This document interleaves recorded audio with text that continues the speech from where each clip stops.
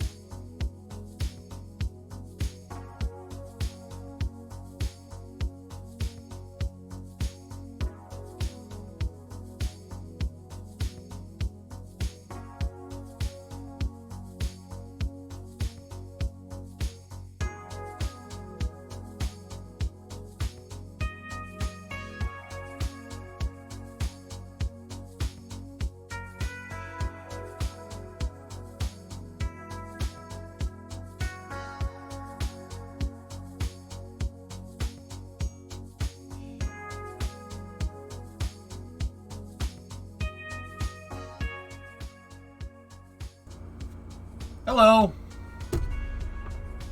I'm sorry for being late today, guys. I figure, you know, I'm gonna make it up to you.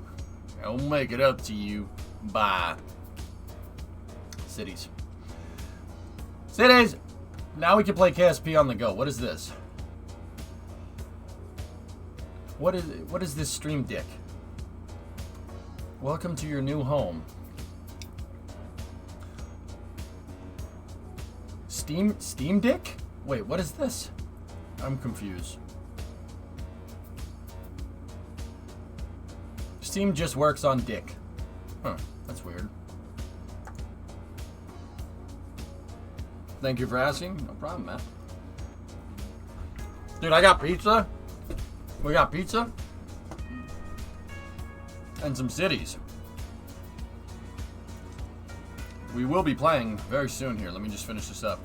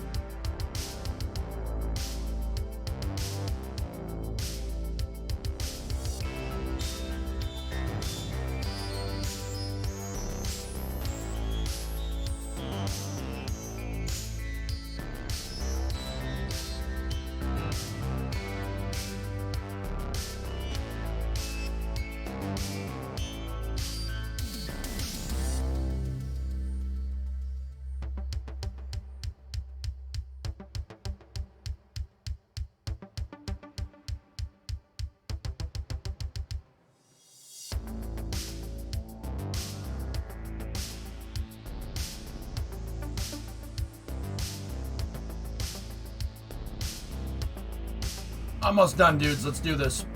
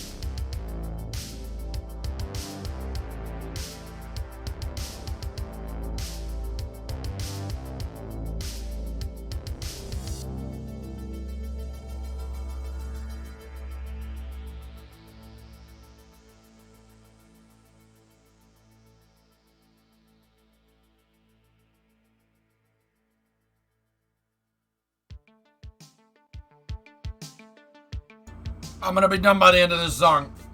I'm sorry, this is deep dish pizza. It's so cheesy. The cheese is going everywhere. I'm trying to eat it quickly. I can't do it. I'll be on in a second, I swear.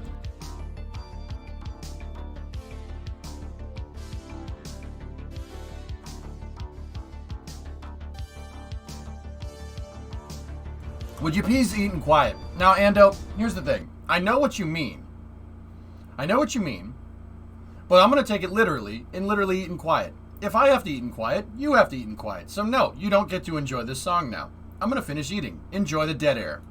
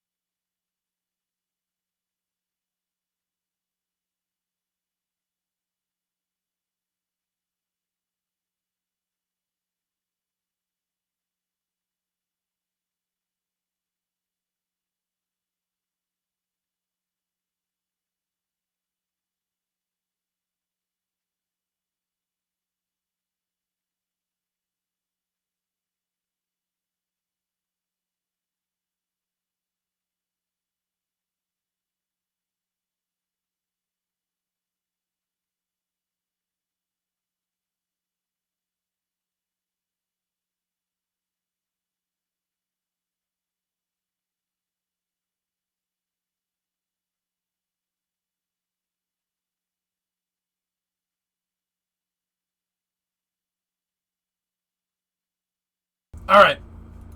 We're good. How are you guys today? Everything good?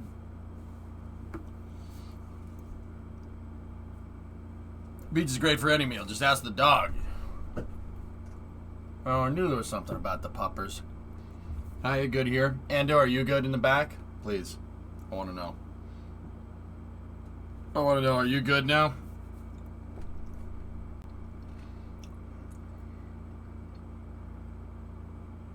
Fantastic. You keep getting the Minmus inclination wrong.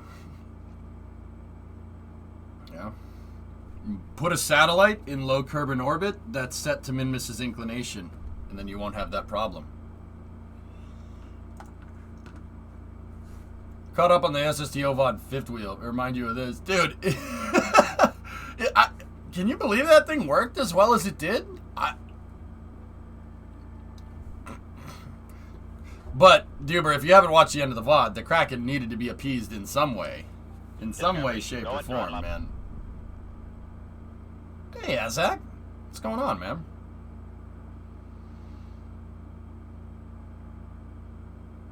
I'm like, what? Why? Why? I just brought this thing all the way back, man. We brought it all the way back and literally not a scratch. And then, nope, pad's got to blow up. I'm like, but pad though. See? Dude, I have a build method for making pads, dude. Condor's pad, man. I did so much testing with that thing. I'm really happy that we're seeing the fruits of all that labor with the Condor pad, because the Jebstars pad is based off of it. Yeah. Today I landed my first Kerbals on Duna with a base on the moon and Minmus. And I've only played this game for a couple of months. I don't know how the KSP is so intuitive to you. It wouldn't be because you have a really good teacher. Yeah. No, I never crashed a game, team, and I know what, I mean, that's not true. I've crashed a game before, but I've never, like... Yeah, dude, bro, I know. Have you seen the pics to the MGB's arrow spike on your SSTO? Okay. I have not seen that yet.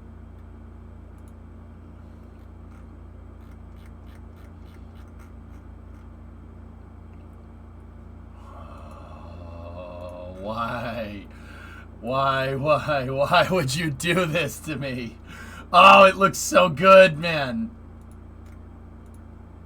Oh, come on. Come on!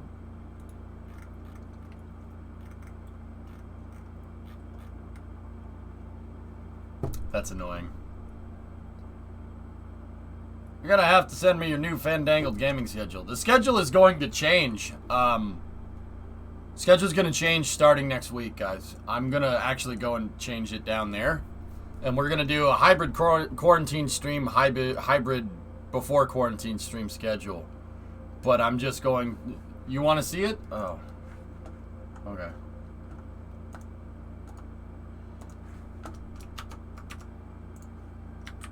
I will show.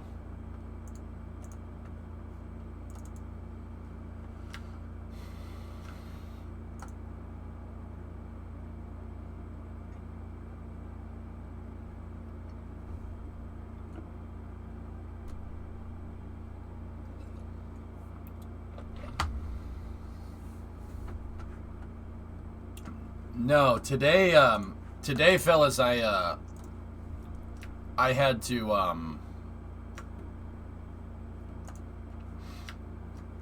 I had the landlord come over, to check on the bee situation, and there are bees going into the roof, but only it's very infrequent, so the nest is most likely near the apartment building, but not in the apartment building. So he told me to just, not bees, yellow jacket. I suck.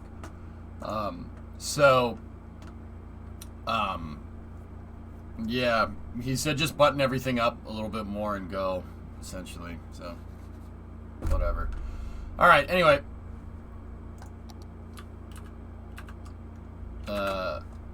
Okay. Where was I? Alright, let's go. Here we go. Just burn the place down? I mean, nuke it from orbit. It's the only way to be sure. You want me to cock my what?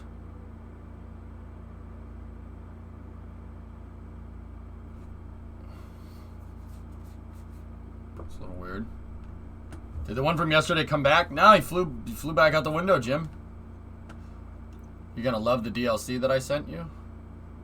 Okay. Chat, let's be real. You know, I'm not very good at knowing about cock, so you probably know about cock a lot better than I do. What? I've never done finished tiles. You gotta cock it and you gotta grout it? What the hell did you think I was talking about?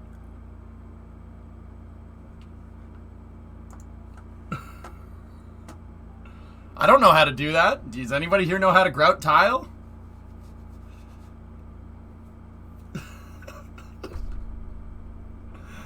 Don't be surprised if you have to redo your whole rail network. Alright, well, I said we're working on Fairlane here, so I think this is the last thing that I did with Fairlane. He said grout.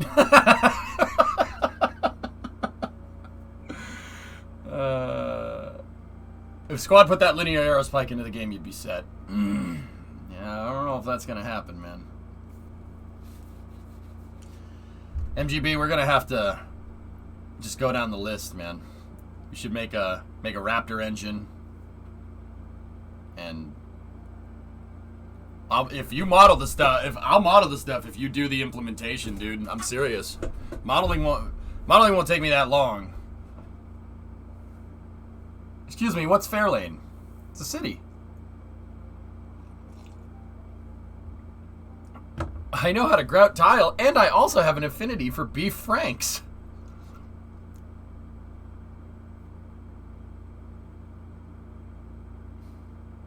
Right.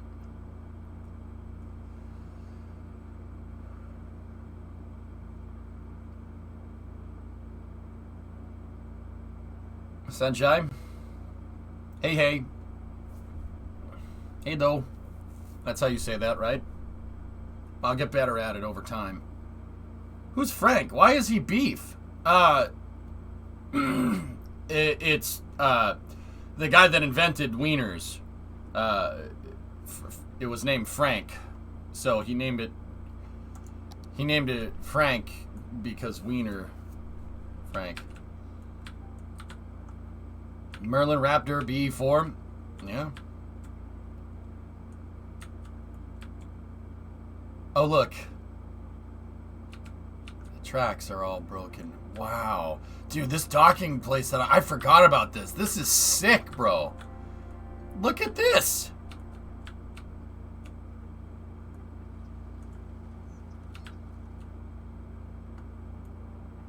Why is your city so advanced? So, Shikama, I have a tool called Move It, and Move It lets you, move it in what's called more beautification. It lets you just place down some of the assets that you see on here. So, like, see the containers? Like, check this out. You can hit M, and I can move it around. Move It is how I craft cities. That's how I make everything look good. But anyway, guys, last thing I was working on is a dock here about a year ago for my urban sprawl city, Fairlane. We also re-engineered some of the highways. We did some road engineering projects over here.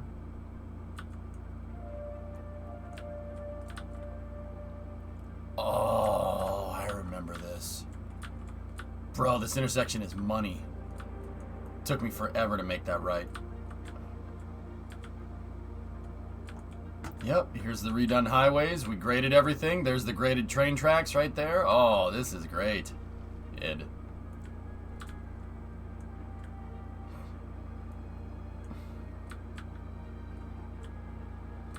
Looks good.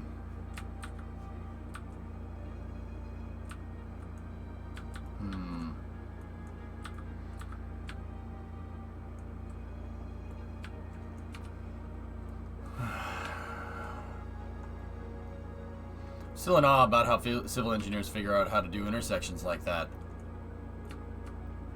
It's a method. There's a method to it, Wiser. And it's based off of...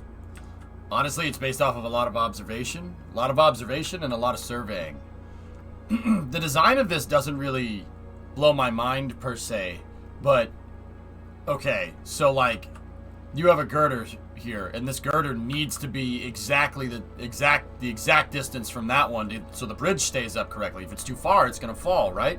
Getting all that right is magical to me. Like, surveying, how do you do, like, that's cool, man.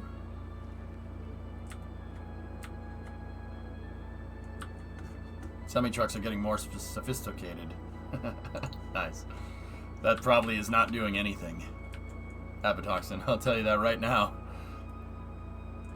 Fanny pack, that's cool, man. Yeah, surveying, figuring out where to put all the abutments, figuring out where the road is gonna be, like, in fanny pack, like, shameless shout out to surveyors, because I don't think the average person realizes how difficult that, well, not difficult, but how important it is. That's the right way to say it. That's cool, of course. Yeah, they're the guys that literally draw the blueprints in the sand, so to speak. Yeah, Sneaky. I chose Fairlane because the passenger terminal isn't finished.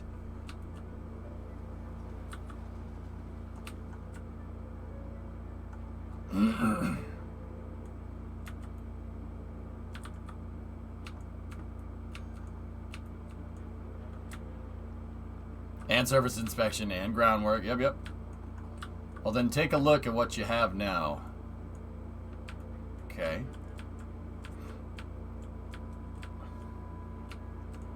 Oh, dude, remember when we dug this river out so the ships could do ship things?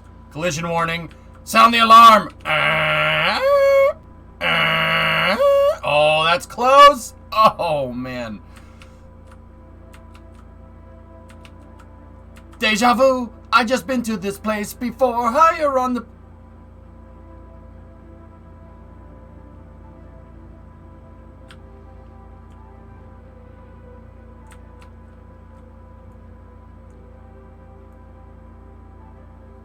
You didn't see that. You didn't see that. Do you have a list of mods? Exclamation point cities mods.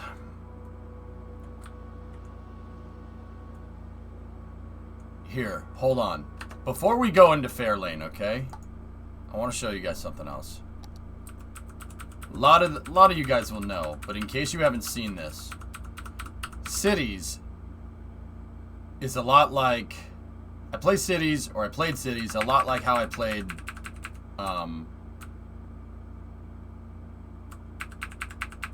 like Kerbal or any other game. We destroy it. Watch this. You worked so hard on leveling that bridge. Oh well.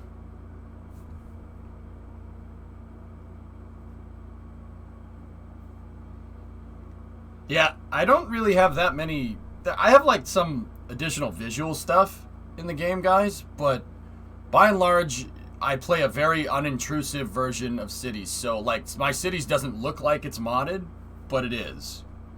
So, if you guys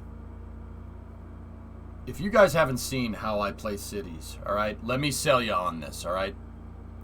People are on the fence. If you have hesitancy to watch this stream when we play cities, watch this. Watch, it's gonna break now that I said that. I'm no expert, but this doesn't look safe. Okay. Cryo shell in the wind.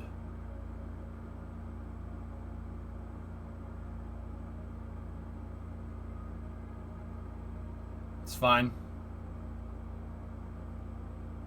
It's okay. That's okay. It's supposed to do that. You want stuff to move in the wind a little bit, Reagan. That's what it should do. You don't want it to stay rigid, because then it'll snap. Yeah, it's fine. You want it to move around just a little bit. Alright. Here we go.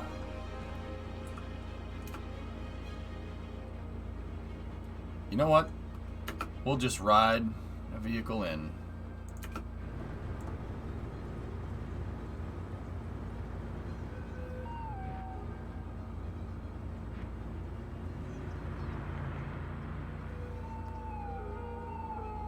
Please don't lie to her. Dude, tailgating much? Nah, he's driving a Jeep. That makes sense.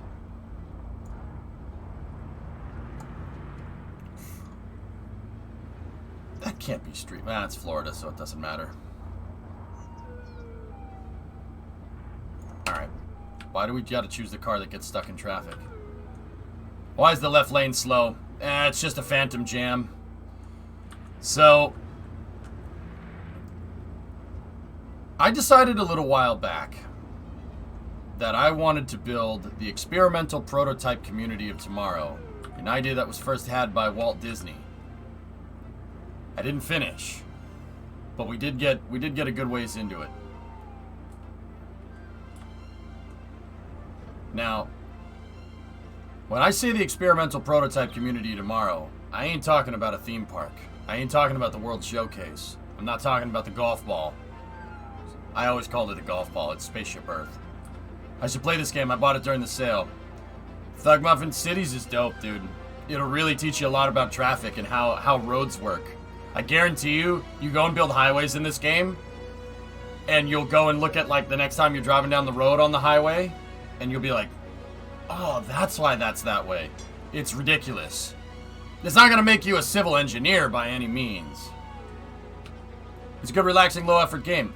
Actually, Thug, yeah, absolutely, dude. It's chill. Cities is chill. It's very chill. The reason why it's very chill is because, well, if you're overbearing on a city, you'll kill it. Straight up. It's a great game to stream because I can spend time talking to you guys and I don't necessarily need to worry about the game blowing up. But here, fellas, here's what I wanted to show you.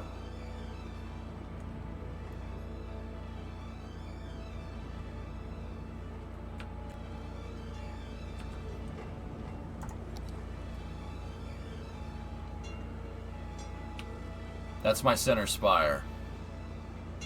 But it's the center spire of the experimental prototype community of tomorrow.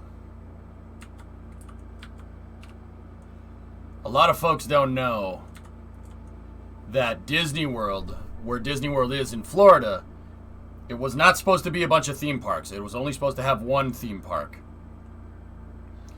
What it really was supposed to house is a prototype city diagram, I guess, or a prototype city. Not a diagram. It's not really a diagram. It's a real living, breathing city. Prototype city to show off American innovation and civil engineering design. Walt Disney designed this, and his Imagineers designed this. Walt Disney, yes, that Disney. Please don't sue me. They developed the experimental prototype community of tomorrow, which is a hub and spoke city design, and that's what was supposed to be. That's what was supposed to be at Walt Disney World. EPCOT, the city, is pretty much where EPCOT, the theme park, is right now. So, I studied it a lot over the course of like 5 months, and we engineered it. Now, for the people that are from Central Florida, if you probably recognize some of these roads, this is I-4. I made the map. I made the map based off of United States Geological Survey. I made it based off of USGS surveys before Disney World was made. This is Reedy Creek. Intercession City is down here. This is, what's the highway? It's the highway that connects into 417. What's the name of it?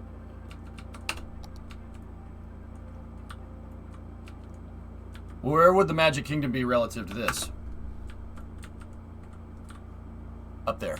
So this is due north. This is I-4 coming from Orlando. Alright? So Downtown Disney, or whatever it's called, Disney Springs or whatever, would be right here. Or up there, I forget. Where's Lake Buena Vista? I think that would have been right there. You're going to Walt Disney World in September. Dak, if you don't know me, and I know you do, I love Walt Disney World. There it is. I love Walt Disney World because of this. So, King, if you look up here, this is, oh,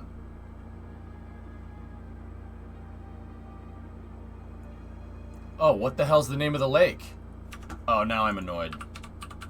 It's the lake where the Contemporary, the Grand Floridian, and the Polynesian are.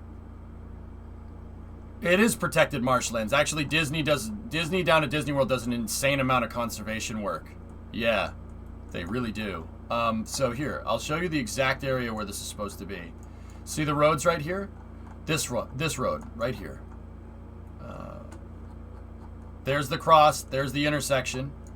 See that? And then I made the intersection. See?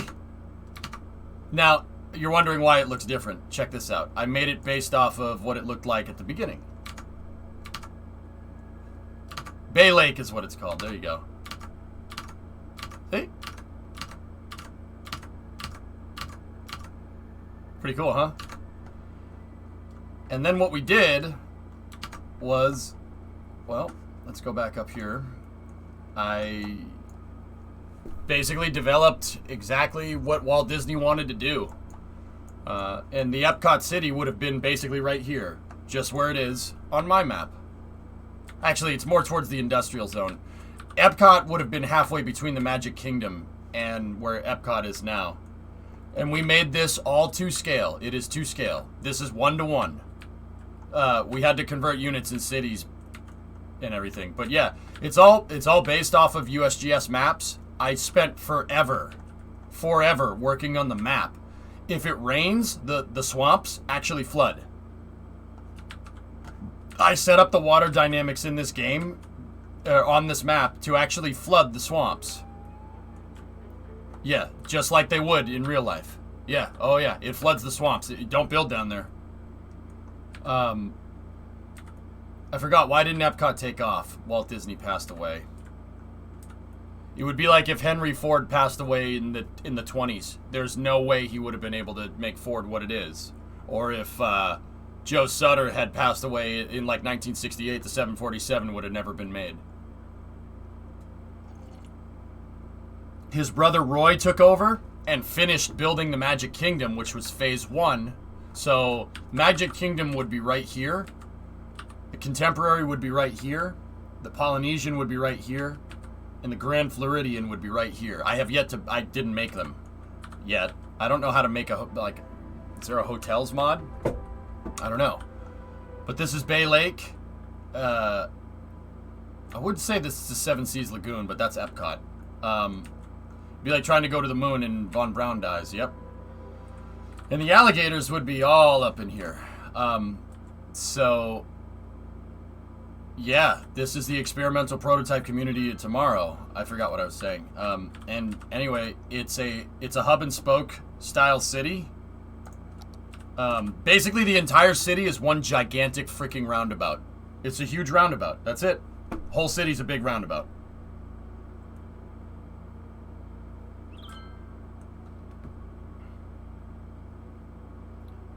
Top Fuel, this took me months. This took me months to make, man. Just like the launch pads. So the city has a central highway going through it, and the light rail transport would have actually been the people movers. A lot of folks don't know that the people movers, so if you've ever been to Disneyland or have you ever been to Disney World, people movers, the ride in Tomorrowland at Disneyland and Disney World. Walt Disney didn't build the theme parks. He built the theme parks for a purpose. All right? The obvious purpose is to, build theme parks, but he used it, him and his Imagineers used building the theme parks as prototype city designs. You ever notice that it's very rare that, you see anything weird at Disney? Like, you don't see, a janitor coming and picking stuff up, right?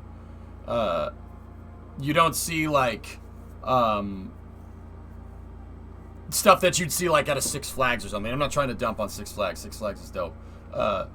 It's a real theme. You feel immersed in the park. That was all...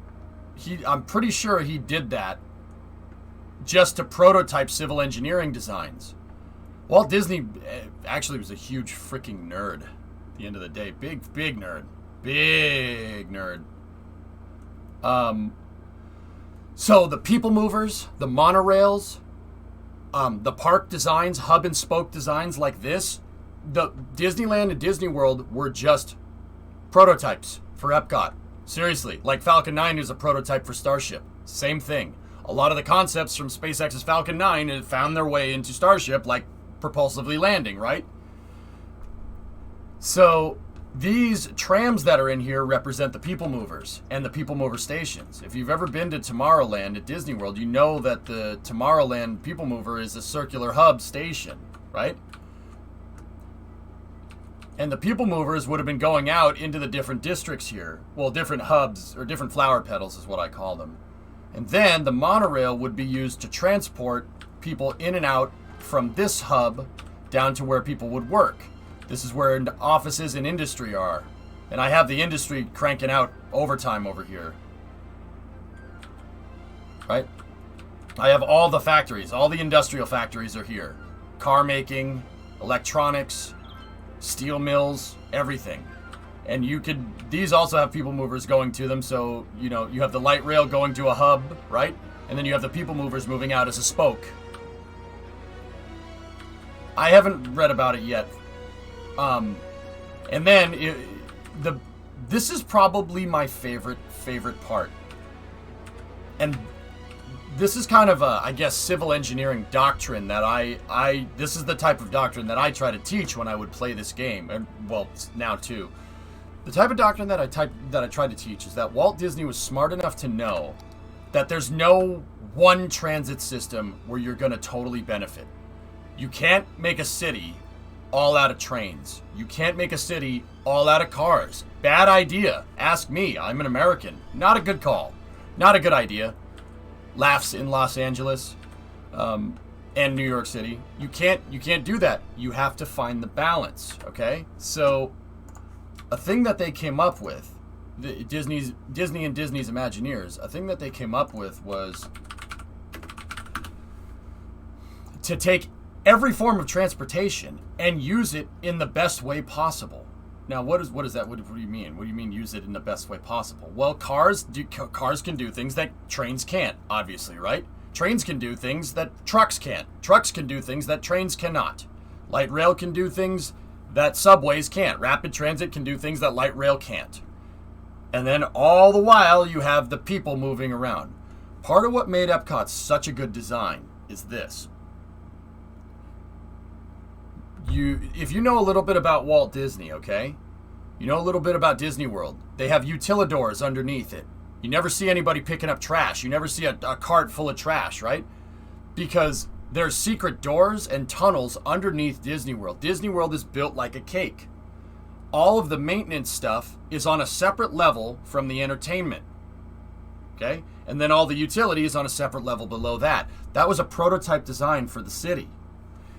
What EPCOT was supposed to do is have not just one highway going in and out of the city, separate highways for trucks, separate highways for cars, separate walkways on top of that for people. It was built like a layered cake.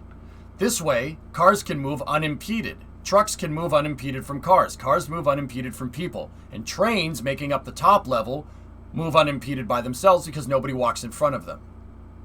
Kind of like a subway. EPCOT split each thing like a cake. It's really, really, really next level stuff. Now, don't get me wrong. There's elevated trains all over the place. We already do this to an extent. But nobody ever tried to do it like this.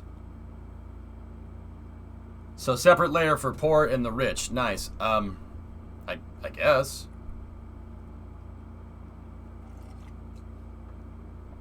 This made EPCOT.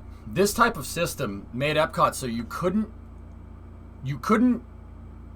if you wanted to use your car, you could use your car, no problem. But the fact that they recognize that a car can do things that a person can and a train can do things that a person can't, was really smart. And how they implemented that into the system here is if you split it up on different layers, now you can put every type of transportation system on equal footing. Trains can move unimpeded. People can walk unimpeded. Or bike, operative word. Or you can take your car.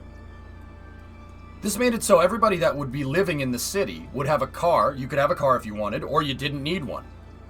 Folks in Europe don't need a car for some cities. If you live in a heavily populated area, heck, in some U.S. cities you don't need a car. You can just use the trains. New York City is a good example of that.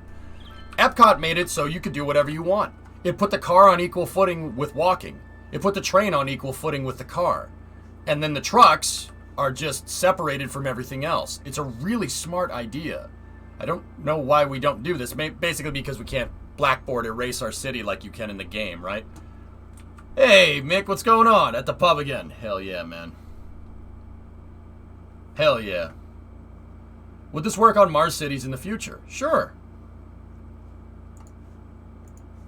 So, EPCOT separated cars from trains and separated people from the cars. So no crosswalks. You know, if you live in the Northeast like I do, you're going to drive through the city and some moron's going to walk out in the middle of the road and expect you to stop for him.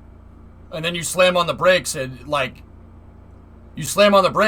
what are you doing? And the guy's like, I'm walking here. No, that doesn't happen all the time. The people don't even acknowledge you. They just keep walking, if you really want to know. Do you need to? Did you need a mod to just allow for trucks on one road? Nope. I figured out a way to do it. I figured out a way to separate the trucks using zoning laws. Yeah, no, they don't. That's the misconception about the Northeast. Only people in like Manhattan do. I'm walking here, and they don't even do that much anymore. People just ignore you. They just walk out into the street, and you slam on the brakes and go beep beep beep. They just keep walking.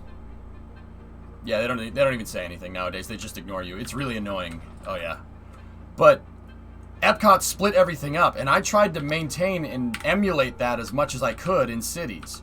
Underneath the main hub and spoke is a big roundabout with a parking lot, and then underneath that is the loading dock for all the trucks. Now, I can't do that in cities, per se, but I did make it so certain roads have... the trucks have access to certain roads, and cars have access to certain other roads. I believe the truck lane is on the inside, and I know what people are saying. I see trucks and cars. Cities didn't understand it as best as I'd hoped. But it does work to an extent. Basically, I went with a 8-lane road with 2 lanes split on either side. And one of the hubs is connected into industry, and the other one isn't. So one set of these roads leads to the residential areas, right? And another one leads to the industry. And the trucks in cities are most likely to prioritize the one that goes to industry because they're trucks.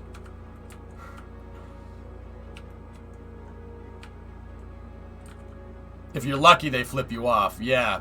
Yeah, right, King, yeah.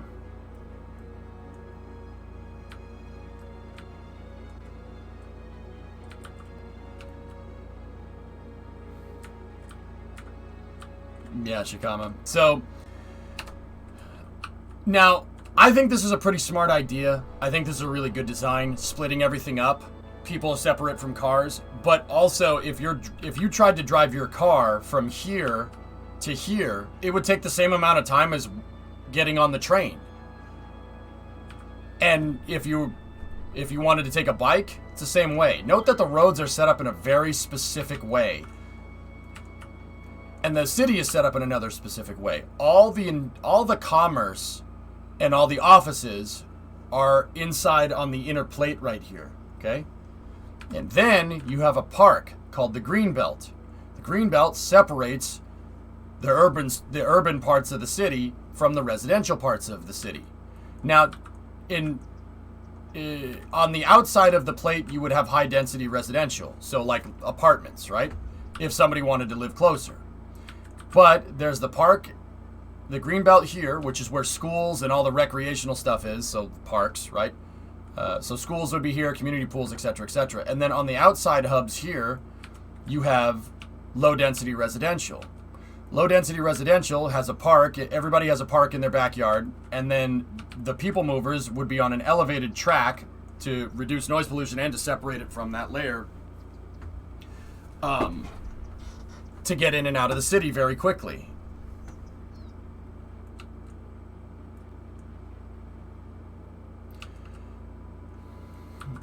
Question, was watching a show and a guy said anyone using a car only in New York is a suspect. Yeah, Shikama, dude, if you want to move around in any useful way around Manhattan, you drive your car there if you have to, find a parking lot, pay too much for parking, and then get on the subway and move anywhere around the city. There's no point in driving. Driving is a waste of time. Seriously, the train is faster. So, and then on the very outskirts of the city, you had the outer ring roundabout. This is like a beltway for a city. And this is how all the residential traffic gets out here. So the residential cars, right, all the cars go out here. You don't see very many trucks out here, except for post vans and garbage trucks. That's on purpose. I figured out ways to just get the traffic to naturally separate.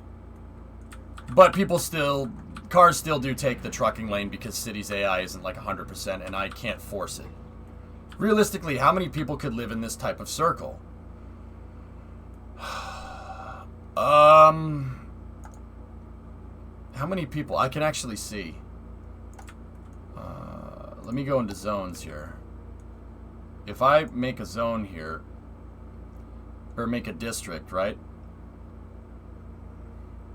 I can see how much people live in in half of a petal here, more or less.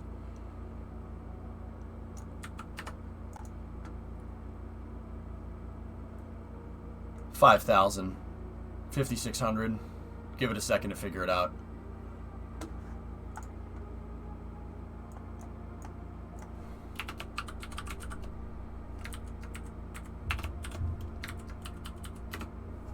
Change the title up. 5,600. So about 10,000 people.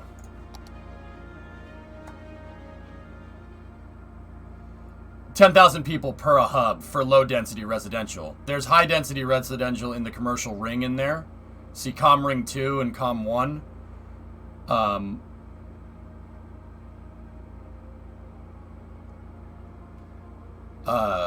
So I would probably guess about 15,000 per hub. Now, keep in mind, that's in cities. Cities doesn't do population density right.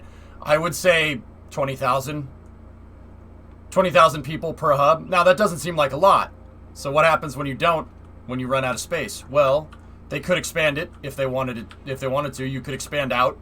Just keep expanding the people movers like what I did over here, right? Or you could just build another hub. You could just build another one of these down the road and just have it connect via monorail. That was the idea, or at least that was Walt Disney's idea for expansion.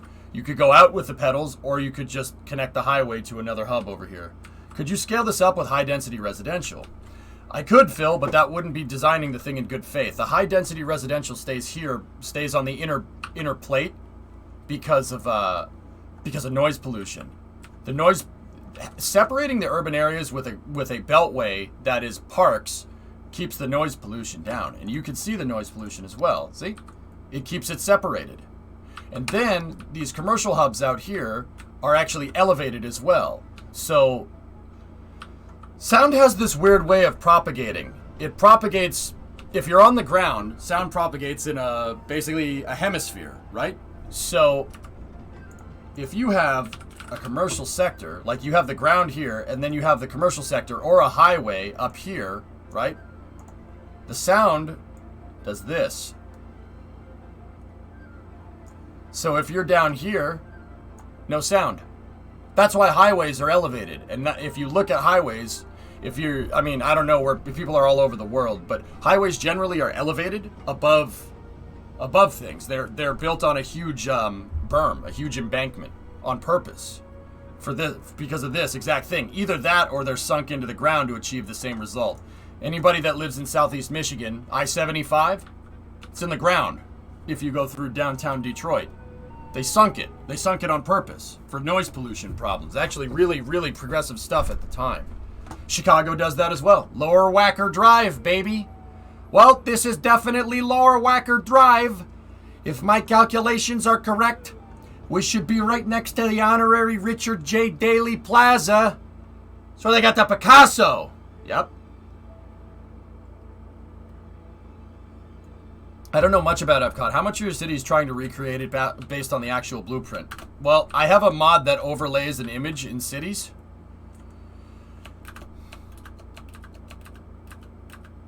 It's about as close as I can get without heavily modding the game. Is that the Blues Brothers? Shoot, they still owe you money, fool.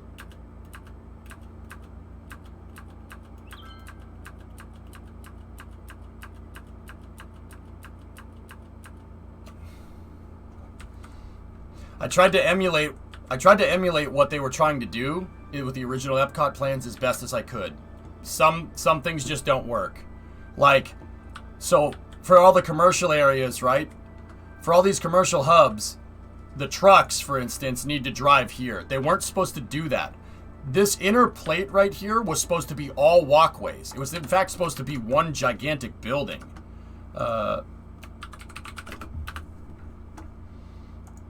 It was supposed to be one huge freaking building. This was all supposed to be inside, and the inner hub here, that somebody tried to make it in cities, the inner hub was supposed to be basically a theme park. What became Epcot's World Showcase was supposed to be encompassed in here. See, that's the model of that was the building model for EPCOT. It was supposed to be all inside, and there would have been buildings sticking out here and there, but this would have been one big giant shopping center with city planning offices, and then a hotel at the center with the monorail going through it. If that sounds familiar, that found its way into the contemporary design that's in the world, that's in the by Magic Kingdom, where the monorail goes through the A-frame building. Thanks, Marius. Danke. And you could see that there's different layers here. The people mover is on a different layer than where people would be walking. And then underneath each one of these would be an entire exhibition center showing off different parts of the world. Just like the World Showcase.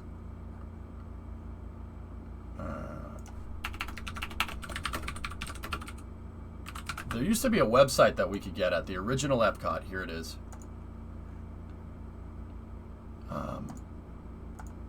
I'm trying to see if I can show you the cake design. Yeah, Marty Sklar. So the Imagineers, the thing about the Imagineers with Disney is that, you know, his Imagineers that were designed to engineer all this stuff. First of all, they were designed to engineer all of it in-house.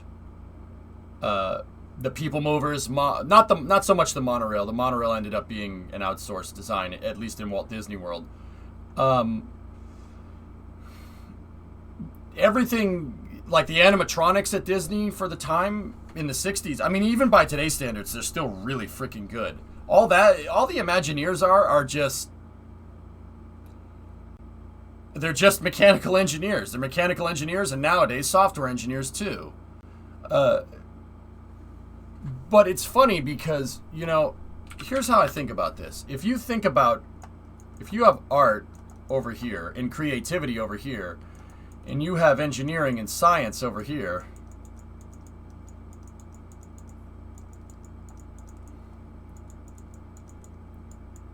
right? I firmly believe it's a Venn diagram. There is a cross right there, where art and engineering meet each other. A Ferrari is a good example of that, or like a McLaren, or you know, a very, very nice sports car. It's supposed to look nice, right? But it's also very good engineering, right? Form and function have a crossing point, and that's what the Imagineers are. They're artists, but they're also engineers, hence Imagineers. They designed all this. Pagani, yeah, there you go. The Contemporary is ridiculous in itself. Did you know that every room can be taken out by a crane? It's pretty awesome. Atlantis' highways are still sunken. Yep. Yep. So EPCOT, every like hub right here in EPCOT was supposed to be a different part of the world, just like what ended up with the World Showcase. They were supposed to be in England, and there was supposed to be a Canada. I don't know why. It's not like it's far away. There was supposed to be a France. There was supposed to be Germany, Japan, Mexico, China, just like the real World Showcase. And each one of these would have been shops that are themed in that way, like what EPCOT actually is. And all of that would have been underneath a giant, in a giant exhibition hall, a huge exhibition hall. And then underneath all of that would have been the parking lot for all this. Not just a gigantic parking lot sitting out in the open like that.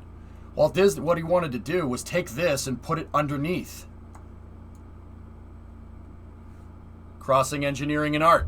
You don't want a big freaking huge parking lot. That looks terrible, right? Same thing up here. Hey, Chimera, 3-month resub, right? Shame we can't play Seaberg in this anymore. Yeah, I wish. See, the shuttle was truly a marriage of art and engineering. The shuttle looks nice. It's beautiful looking. It is entirely engineering, dude. You don't have any room for form there. The fact that it looks nice is just a coincidence, dude. I firmly believe that. I've read so much about that thing. It's the fact that it actually looks really, really freaking cool. Just a coincidence. Yeah, the old Disney track too. It's gone. They demolished it.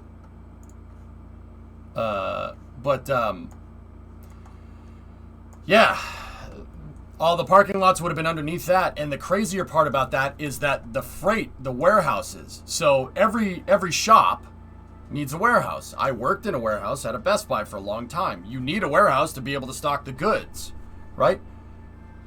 The warehouses for all these buildings would have been way down in the basement, underneath the pedal, underneath the parking lot as well. My brain forgot cities controls for a second. There we go. They would have been underneath the World Showcase, underneath the parking lot, and all the warehouses would have been, well, not underground. They would have been at ground level because the whole thing would have been raised up because of flood, because you don't want it to flood, right? Because Florida, just like 39A and B are raised up off the ground, the launch pads, right? Coincidentally, not far from here, right? So all the trucks would drive on a separate lane from the cars, and that would keep traffic to a minimum. Trucks and cars intermingling actually causes a lot of traffic problems. Anybody that drives a lot knows what I'm talking about. Stop crushing my dreams. Sorry. Oh, didn't like that. Verboten. So, EPCOT was an insane idea. I really, really think it's a good idea. Step in the right direction. I mean, a lot of this came from like napkin math and stuff. Wow, this is updated since the last time I saw it. They got the sketches by Disney himself, trying to figure out the logic puzzle of traffic flow patterns. Oh, that's really cool. Dude, what a nerd. What a nerd! What a freaking nerd! I know where Rotunda West is, Pete. Yeah, Rotunda's kind of like that, but also it's kind of not. There's nothing in the center. I know exactly what you're talking about. That's near Fort Myers, right? I sent this site to my architecture brother. He's fascinated. Oh, dude, EPCOT was miles ahead of its time. Miles ahead? Light years ahead of its time. The fact that they wanted to put the car, walking, biking, and taking a train on equal footing is genius to me. That's genius. That's so ridiculously smart. Because nowadays, right? Nowadays, what people, what mayors or whomever, if you live in like the UK, they try to dissuade people from driving into the city by making it not feasible economically, right? Now, I'm not saying we could just blackboard the entirety of like London, right, and just start over and build EPCOT there. I understand why they do it. But if you started with a new city design, right, and you implemented this from the onset, right, there would be no, like, you could have a car if you want. You don't really need it, but you could have it. And if you wanted to drive somewhere, you could. I like that because that allows people to make the choice, right? That allows folks to make the choice. And if everything is on equal footing, then just walk. Why does it matter? Or you could take the car. It doesn't matter. Like, you could take whatever you want. That ends up championing each form of transportation to its best. You walk when walking is best suitable. You take the car if you need to drive somewhere out of the city, for instance. You take the train if you want to go medium distances. And if you want to go a long distance, you take the train to the airport. Take the monorail to the airport. There was the airport taxiway, also a giant roundabout. Yeah. Yep. Now, depending on the wind direction, you could change the direction of the taxiway roundabout. And then all the terminals also on a hub and spoke. I haven't built this yet. It's really, really smart because that way, if everything to get from the center of the city takes the same time, right? Then you're only going to use the car when you need it. You're only going to use your bike when you need it. You're only going to walk when you need to. You're only going to take the train when you need to. You don't. It basically makes it so people can choose, and the most efficient system, depending on what you're doing, right, is the one that makes sense. Now, when I say every system takes the same amount of time, what I'm talking about is if you live out here and you're working there, okay? So if you're living out there and working there, you could walk, you could take the train, or you could drive. It doesn't matter. You could take all three of them. If it was me, I would probably walk, and I love cars. There's no need to drive in there. Want to deal with all the tourists coming through this place? No, you don't need to. But if I wanted to drive to work over here and say I worked in the industrial area, wanted to drive to work, You could just take the highway, turn around, come back, and you're there. Or you could take the people mover to the monorail hub here, take the people mover there. It champions every single form of transportation, and I firmly believe, and this is what I mean when I started this kind of whole lesson here a little bit ago. This is like my modus operandi for teaching civil engineering to as best as I know. I'm not a civil engineer by any means. I know a good deal about it because I've read a good deal about it because I'm a freaking loser. Like, what do you want? Like, there it is, right? There's no one particular good transportation system over another. Trains are never going to be the end-all be-all answer. Planes are never going to be the end-all be-all answer to cities' traffic problems. Cars, I think we know that that's not the answer, the end-all be-all solution to problems. You have to champion every form of transportation, and they have to be on equal footing, or else you're going to get a city that's going to just wind up being dependent on airplanes, for instance, or trains, for instance, or walking, or biking, or cars, like what happens in the States. Like in Europe, you'd want to walk or take your bike, right? Because there's no point. There's no point in driving a freaking car. It doesn't make any sense. Your dad was a civil engineer, Bio? That's cool. I think the idea is already on foot. In Lisbon, you have lots of public transportation to go to the city center, like buses and trains, subways, bikes, electric scooters, lots of bike lanes throughout the city. Well, Diaz, having bike lanes isn't just the solution. I personally, as somebody that likes cars, I freaking hate bike lanes. And no, this isn't just about what I like and what I hate. Having your bike lanes on the same level as cars causes traffic. Having trucks on the same level as cars causes traffic. Having trains at level crossings on the same level as cars or people causes traffic, right? The bike lanes are good, but the bike lanes should be elevated and separated from the highways, right? Now, I don't know if you can do that in Lisbon, but that would be the right way to make that happen.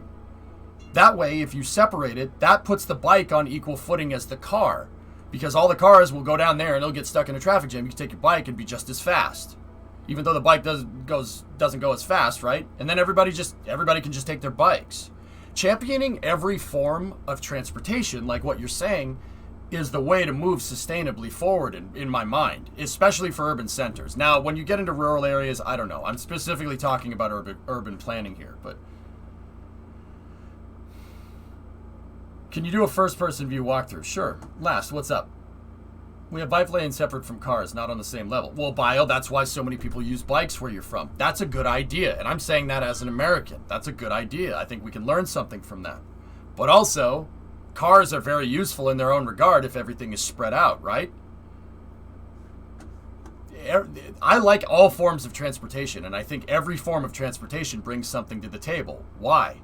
Well, like I said, you see areas that are dependent on cars. Cities that are dependent on cars to thrive. Like, you atypically see that, well, typically see that, not atypically, you'd see that typically more in the United States. You see cities where you have a very high urban density, where people have to rely on motorbikes and electric scooters and stuff. You see that generally more in Europe and Southeast Asia, right? Or just Asia in general. There's a lot of people down there, right? Every city here is kind of ends up championing one way or another. You know, if you go to like Moscow has the metro, right? And the subways operate, well, more or less efficient, I guess. Or if you're in London, you have the tube. The reason why I know every single one brings something to the table is because you have different cities from around the world that put all their eggs in one basket and one over the other, and then doing that reaps the downsides of that over time. Some cities rely on boats to move around. Venice, well, they don't really have a choice, but it's not like you can make a subway there. Could you see a street view? In a little bit. In Albany, they've started segregating roads specifically for bikes. They have their own traffic lights and everything. Yeah, no, Sim, that's not a bad idea. Just keeping the bikes separate from cars, keeping the trains and trucks separate from cars.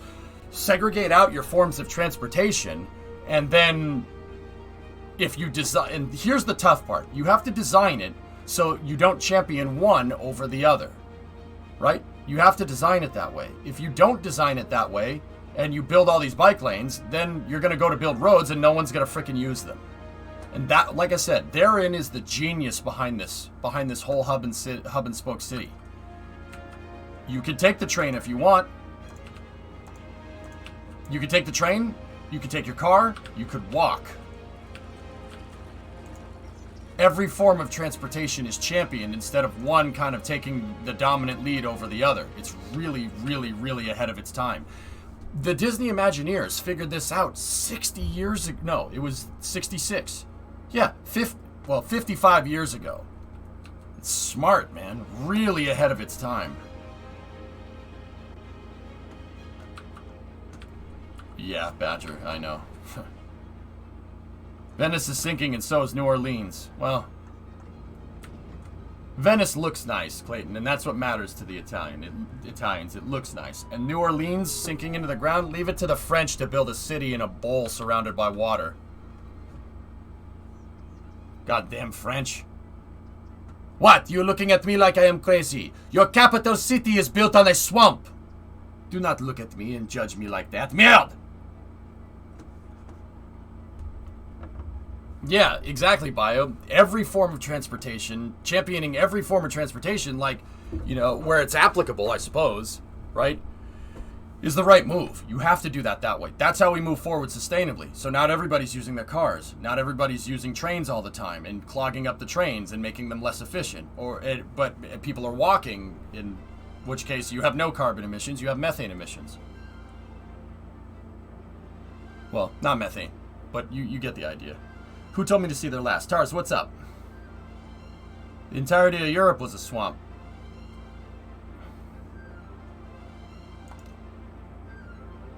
Wow.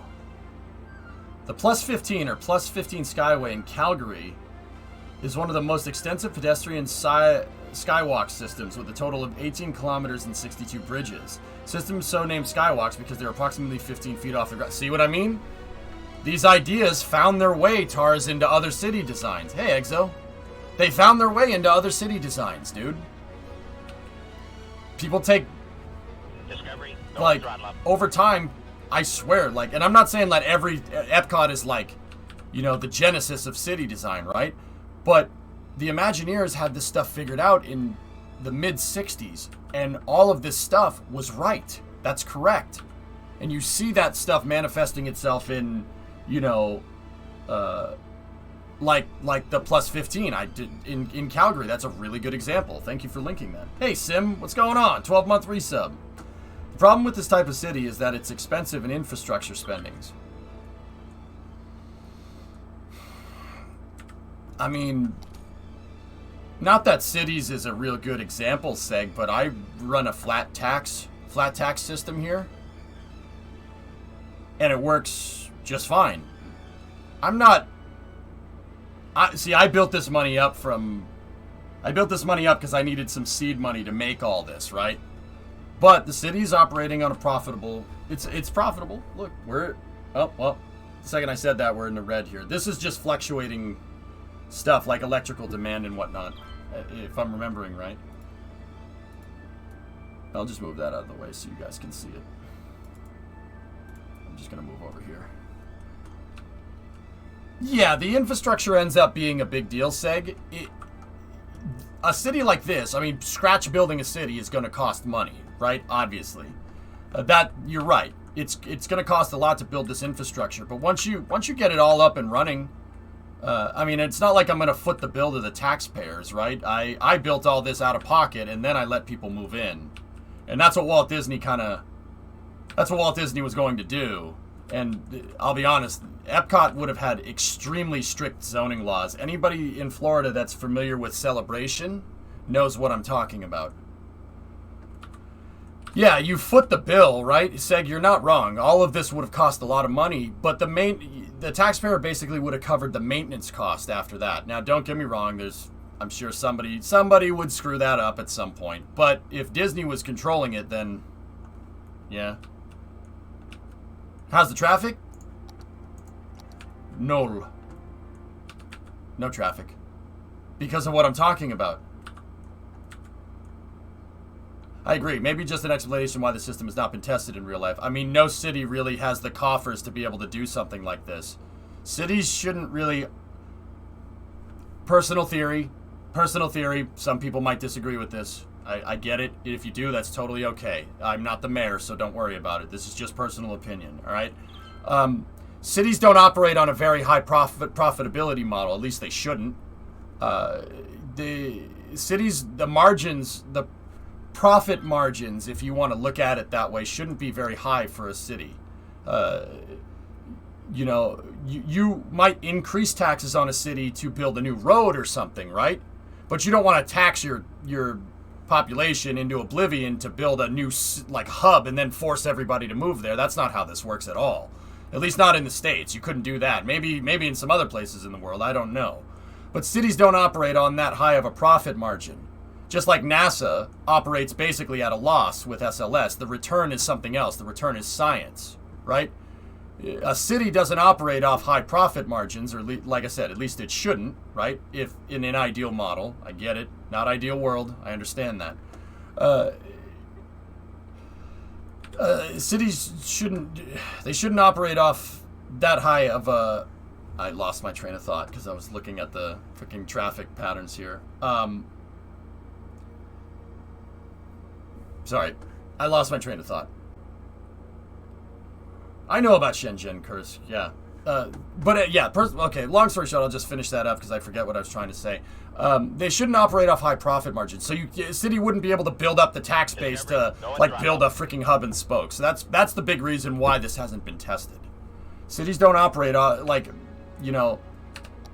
you shouldn't see a mayor getting rich off of being the mayor. You know what I mean? Now, don't get me wrong. I understand. Ideal world. I get it. Sometimes that's the case. Sometimes that's not the case, you know? Hey, Top Fuel, welcome to Mission Control. You're going throttle up. Really interesting subject. War may help destroying everything and start over. A French city, 400,000 people, 2 tramway lanes. German city, 80,000 people, 7 tramway lanes. Seg, I'm not going to say that, it's very rare that you get an opportunity to literally blackboard your city, but it's happened in history a couple of times, and yeah, it's happened. How much money does someone need to build a city like this? Exo, probably a billionaire. So if Jeff Bezos, for instance, cashed out all of his shares, he could probably do this. If he cashed out all of his shares in Amazon, he could probably make this happen. Love the mug. Big Blue Oval fan, man.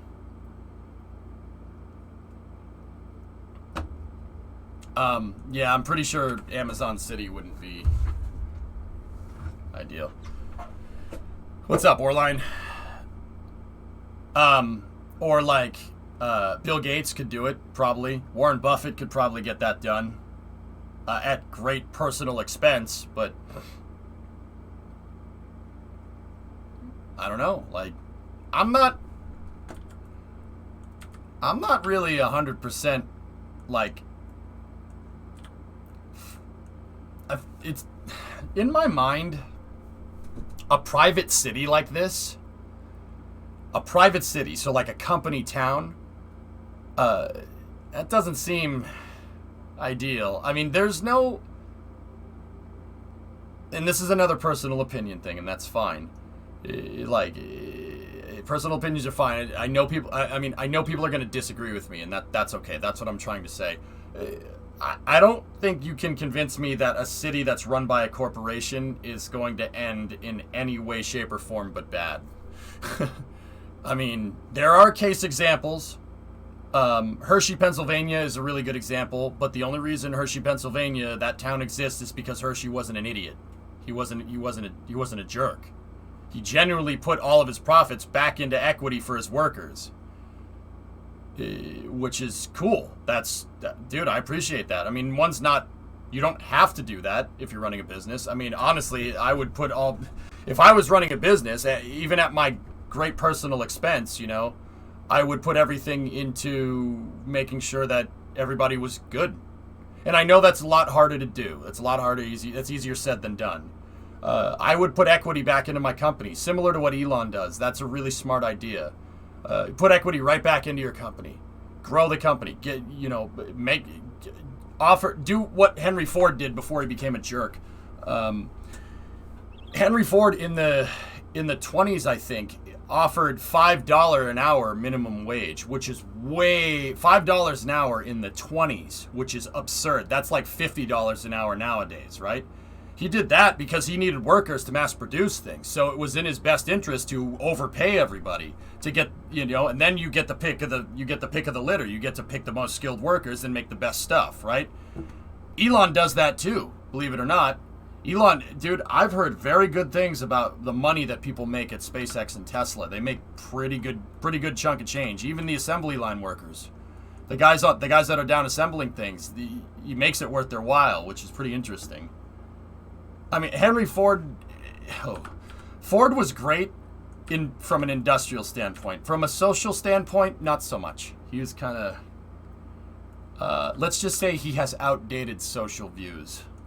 We'll just leave it at that. $5 a day, not hour. I mean, $5 a day, Pete, in the 20s is still, that's a lot of money, dude. $5 a day in the 20s? That's really good. Considering that 20 years prior to that, everybody you got Red Dead Redemption 20 years prior to that. That's pretty insane. But the point is, you incentivize people to do a good job. I see this all over the place, and I see this with the companies that people really like looking at. You don't see, I mean, you're always going to get people that aren't satisfied with their employee experience. That just happens.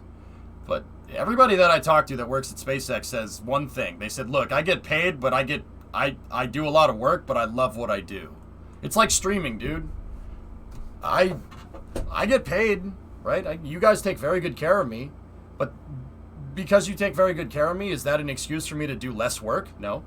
I'm going to work my butt off for you. That's what I like doing. I like showing people this stuff. I like teaching people about past industries and past industrialists and how they work. And understanding that is, I think, the key forward to the future to, you have to understand how we got to this point to figure out where we need to go into the future, right? History doesn't repeat, but it rhymes. And understanding all this when it comes to like urban design and stuff in cities, I think is super important. I don't just play cities. I try to tell you a story. And hopefully the end result is people enjoy it and people learn. I do that with Kerbal all the time. Come on, Mickey, you can do it. Yep. Hey, Bill, username. Thanks, guys. Thanks, Lori Lynn. It's based off of Disney's experimental prototype Community of Tomorrow. We were just talking about it. Check it out. Disney, with Disney World, didn't want to build in Florida. He didn't want to build a bunch of theme parks. He wanted to build that. A theme park city, for the most part. There it is. I tried to base my design off of this as best as I could. Pretty crazy. This EPCOT was supposed to have an inner beltway highway as well, but I didn't do that. I didn't make it. I didn't. Cities doesn't scale correctly. I wouldn't have had enough room to put another highway right here. You're very expensive to maintain. Okay.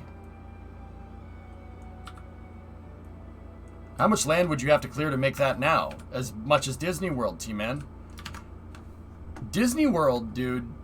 Okay, see this? See that river right there? See that? And then if you go down here, see this?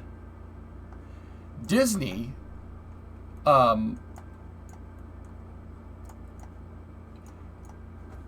the success of Disneyland, Walt Disney knew that he couldn't just go buy all this land under Disney, because the second he started buying some land, he knew that people would start buying land around him, because the second that anybody got a whiff of him building a theme park or anything Disney down here, because Disney in the 60s was hot, man. Hot. Like what SpaceX is now.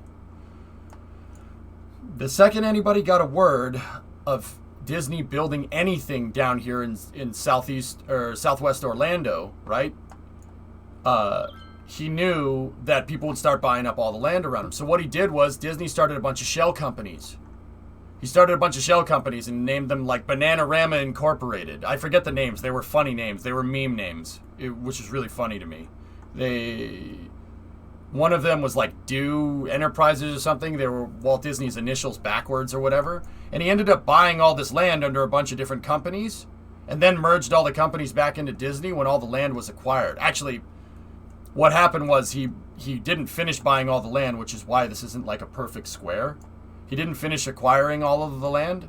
So somebody leaked to the press that he was buying all this land and not all these companies were Disney. And then people, just as Walt predicted, started buying up all the land around Disney World. Yeah. That's why you see like some houses right here. Like some housing developments that are built right up against the border of Disney. Yeah, see, Disney World goes right here. And if you look, like there's other resorts and casinos that are right next to, on 417, they're right next to Disney right here. So, T-Man, you asked how much land you'd need to clear to make this now. With EPCOT, you'd need about this much. That's how much Walt was going to do. Well, that's how much Walt bought to build this. You would have had five specific areas. The theme park would have been all the way up at the top. That's the Magic Kingdom right now. That's what the Magic Kingdom became. Then you had the Epcot City. Then you had the Epcot Industrial Area. And then you had the entrance complex. And then I cropped it out of this image, but the airport was down here. So airport, entrance, industrial, city, theme park. 5 things. Yeah, Badger. Discovery, go at throttle up. Elon did the same thing with Boca Chica, for what it's worth. SpaceX acquired most of Boca Chica Village under shell corporations. Yeah, they bought out a bunch of people. I'd be the irresponsible, petty guy who turns it all into landfill just to spite people. Yeah. Yeah, SpaceX did that with Boca Chica. True story. I'm sad that we never built the airport. Well, the airport, because cities can only do this much, and even if I had the 81 grid spot mod, the place where the airport would be over here, and I didn't want that. So, I always planned on just building the airport going through Intermission City, and I started planing out the area over here to build it. Mega Doomer, 37 months. But yeah, that's what I do when I play cities. We really go ham on this. I try to do crazy and awesome things that nobody else is doing, just like KSP. I mean, maybe. Clayton, yeah, who knows? Hey, Change Up. Do you upload content to YouTube? I do. I think it's !YouTube in chat. No. I don't know what the command is, Panta. I forget. Ah, there we go. Ace has got it. It's just YouTube. Yeah. We try to upload the VODs, the Kerbal VODs at least. Not so much Space News right now because I'm looking at a lot of other people's stuff. Like I look at NSF on Space News, so I don't want to take away from their YouTube channel. That's just really kind of a lame thing to do. But yeah, I do upload the VODs nowadays. I mean, some of them get claimed, and that sucks. Some of them get muted. That sucks, but it happens. It's around Switchy Joe. I think it's on NASA Spaceflight's, NASA Spaceflight Forums has a thing about that. But yeah, this is Disney. Well, not Disney. I call this EdgeCot, the Eric Johnson prototype community of tomorrow. Yeah. See, over here, I have raw material production for my industrial area, and then garbage disposal for the entire city here. I make what's called manifold designs for my... for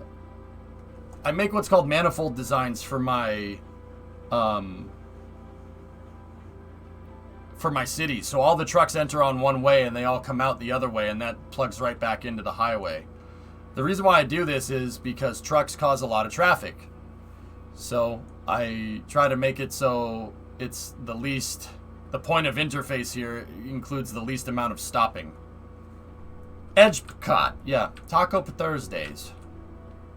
Over here we have waste oil refining, and then lumber and fiberglass and all this stuff with all the workers' barracks over here for all this feeds the industrial hub. and that feeds the city, and it feeds the commercial. So we get raw material refining over here, not so much production, right? I need raw materials coming in, refined materials going to the industry, and some raw materials too. The industry then makes goods for the commercial area, and the commercial area sells the goods to the people. People make trash. People make trash. The trash trucks go back over here, and with the recycling centers, raw materials come out. Raw materials come out of the recycling center. We either export that, or it goes right back into material production. Sustainability, dudes. That's what EPCOT was all about. Smart. Way ahead of its time. Hey, Chambo. Did you see the new drone ship pulled into port? I did see it, but I haven't discussed it too much yet.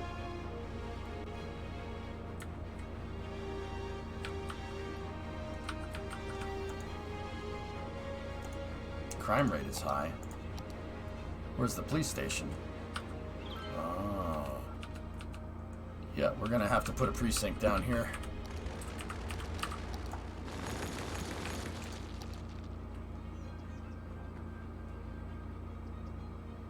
There we go. And probably good to put a local FD down here as well.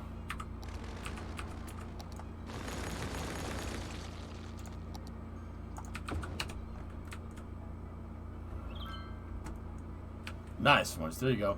Any thoughts on the new F1 for 2022? Bandit, I haven't looked at the car. There's a story that was linked, and I suppose we can discuss it for Space News, dude, if we want to.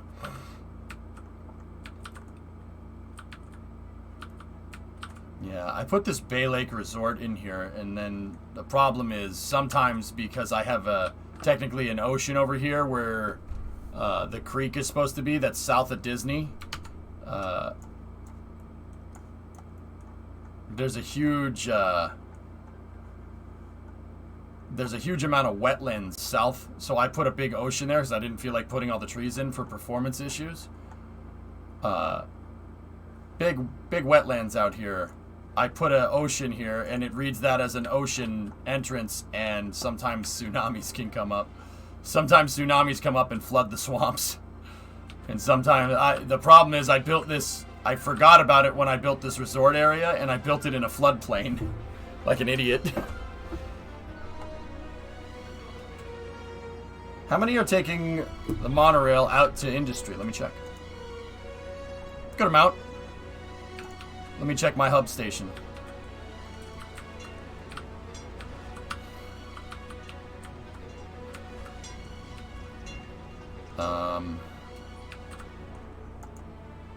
Yeah, okay. People are taking it. Yeah, this has a constant. See, that's just staying at 61. That means people constantly take it. Did the EPCOT plan say anything about public transportation? Yeah, Jonas. Yeah, of course. I just got through saying it, Jonas, like a second ago. But, okay, Twitchy Doe, I can check that for you in a second. Where are the data centers? I don't know. What are you having trouble understanding here? Okay. Where are you going wrong? What do you think about the F1 format this weekend? I haven't read too much into it, Ren, to be honest with you. What are we where are we getting lost here, Joe? So, I'll explain. The area that's blue is land that needs to be reclaimed, okay?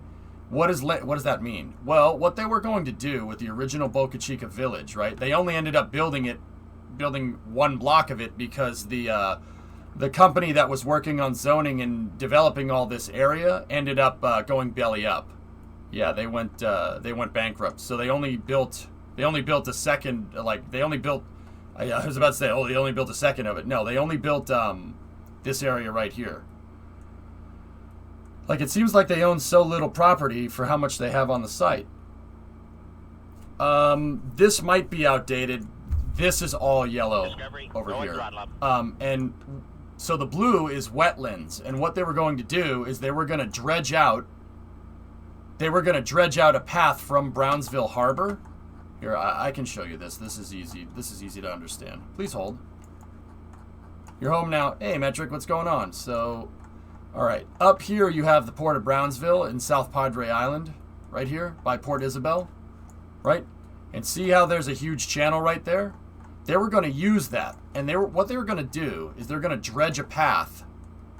Because this is wetlands. This floods with the tides, etc. This floods with the tides, etc., basically. All right, so what they were going to do is dredge a canal here, right? And then the canal would have taken a left or right here, and it would have basically come in right next to where the city is supposed to be. It would have been right here. You can see they're still kind of, they started planning it with this straight line right there, but they never finished, right? So, and you can see where the property boundary was, right? See it right there? You can still see the lines that they were marking all this stuff with.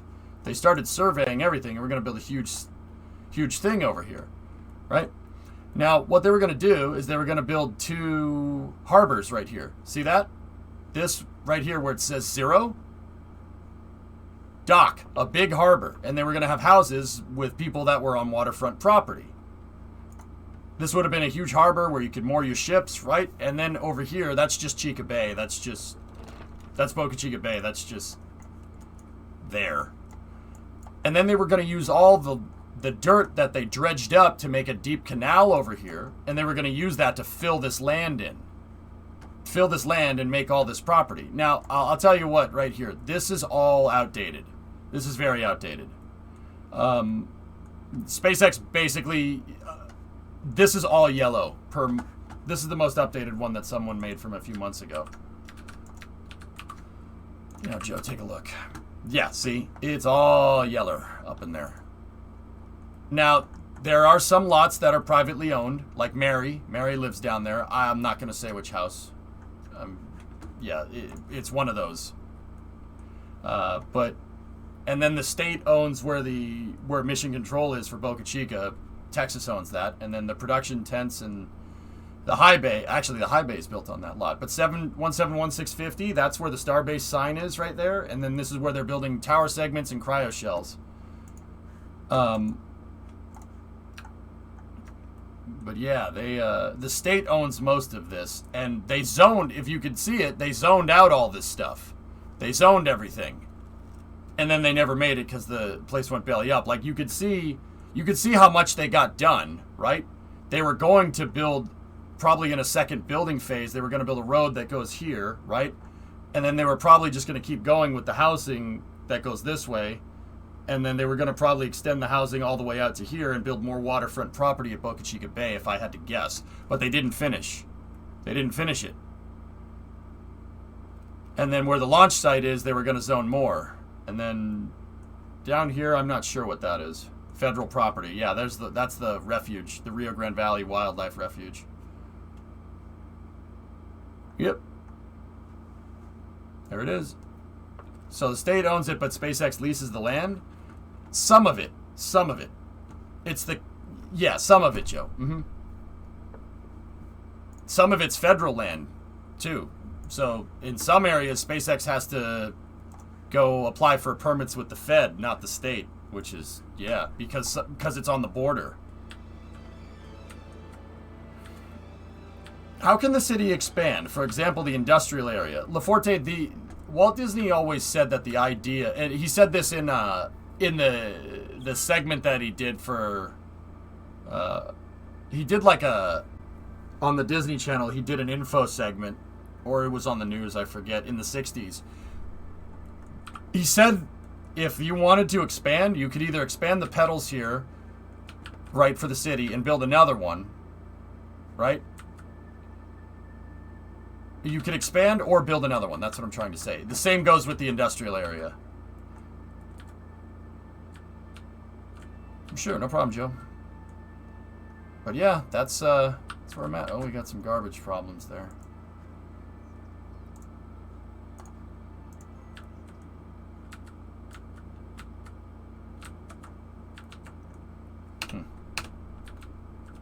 Hi, Pick. What's up, man?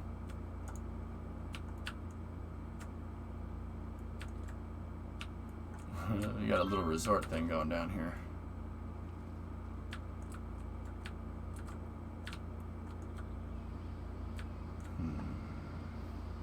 We're in the hole here. We're slightly in the hole. What's going on?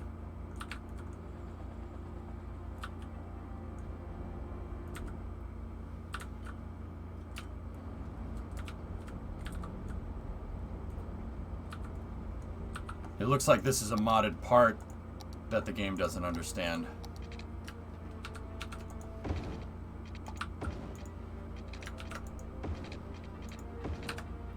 If I switch it back to regular roads, what does it do?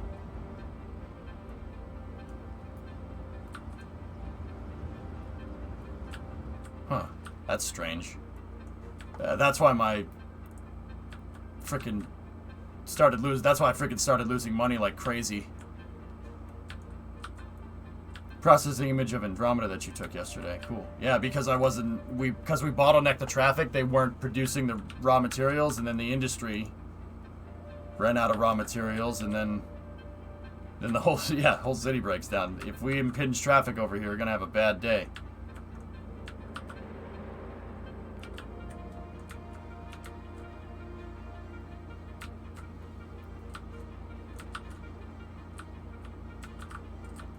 In the center entrance area, guys, I was gonna build a lake, and then we were gonna build stadiums and stuff with the stadium DLC. Chris. Quality base here. The Eagle has landed. EPCOT is back, baby! Much love from a Disney fan. Right on, man. Yep, Thug. Way easier. Yeah, that's what happens when you keep everything separated out, dude. Very, very easy to diagnose traffic problems. Yeah. If at all. I mean, it's very rare that we have traffic problems. See, look, we went back positive because of it. Excellent. Yeah, and what I want to do in here is build stadiums and stuff. But actually, you know what I'm going to do? I'm going to take this time to... I want to see the train tracks. Sneaky bought me some new train station. Bought me the train station DLC. Shouldn't have done that, but he did anyway, so... Whoa. What is this?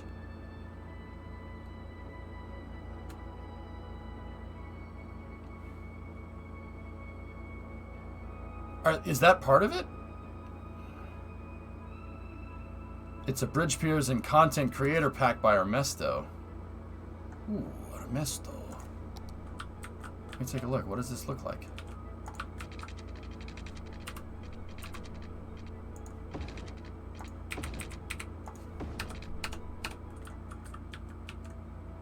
Well, that's pretty neat.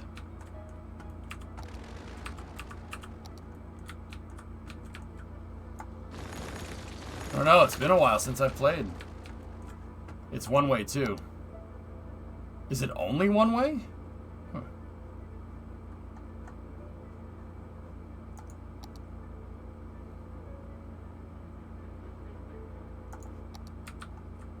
Fishing! That's my boat. That's my boat. Jenny. Do you do Hawaii? Sir, are we really gonna fire on Oahu? Seems that way. Holy shoot!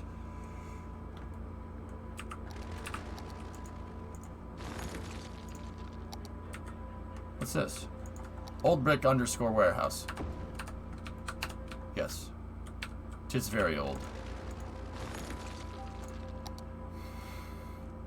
Alright, where's the other train stations and stuff, Sneaky?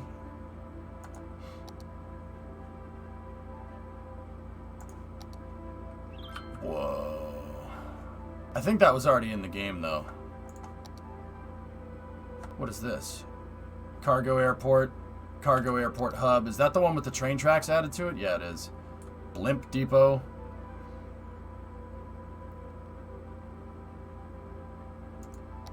Oh, they added runways as a placeable part from the Sunset Harbor DLC? I don't remember that. I don't remember them doing that. I thought I'd need to still use Jokes Modular. Just so you know, I own you at this game. I don't think you do. Oh yeah, and I also have this when we need it.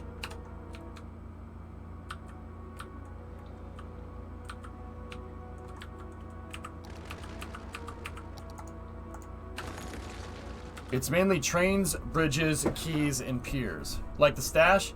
Thanks, Road. Appreciate it, man.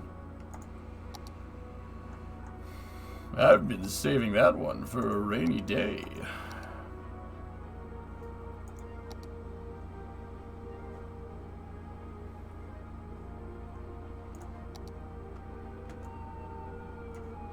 Oh yeah, I bought the crane. I got a crane DLC to do. Oh yeah, I remember now. Yeah, this is for a different project.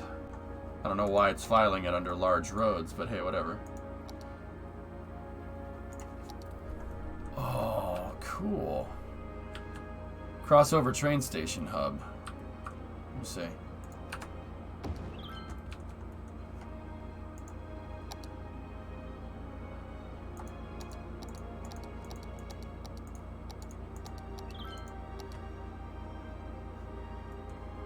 Where's the lights? More beautification. Is it finally broken?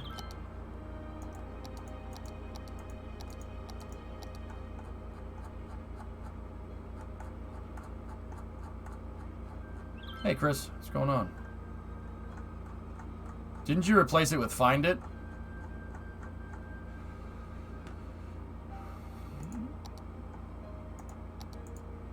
No free napkins? Yeah, I guess I did.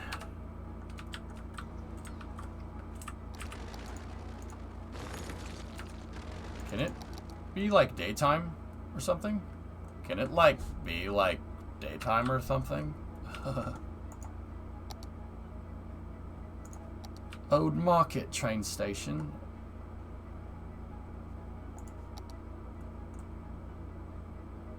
Oh, look at this thing. Glass box transport hub. Oh, that's pretty neat. I wish I could see them. I wish I could see it, you know, 'cause it's, you know, dark. I think I did replace it with Find It. Sneaky, that makes sense. Look at all these train stations. Elevated bypass metro rail. Oh, it goes over the, it locks to over the road. That's cool. I like that. Man, how many of these are there? Wait a minute.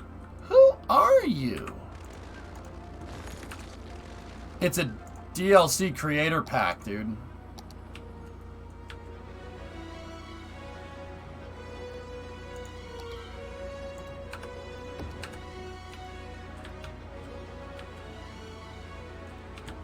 Well, that's pretty neat.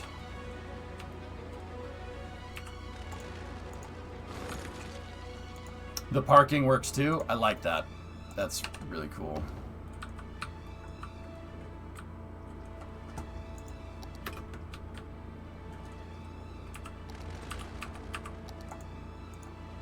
Should I follow you? I don't... yeah? I don't know. It's really up to you, man.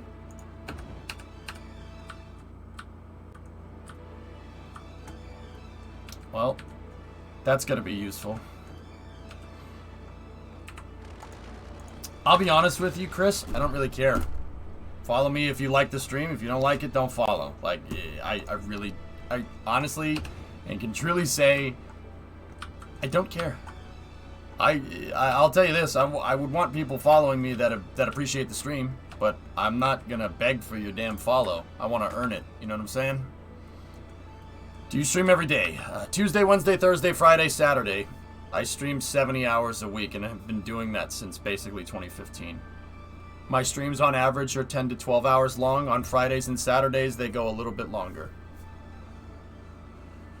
I'm a STEM streamer, Chris. I teach people about engineering, and I use video games to do it. But one thing that I'm very adamant about is earning people's support. I don't beg for it. That's why you'll never see a sub goal or, you know, donation goal or any of that crap on here. You'll never see that from me, ever. You have my word on that. Not to get, like, too real too fast. I just very, very, very adamant about it.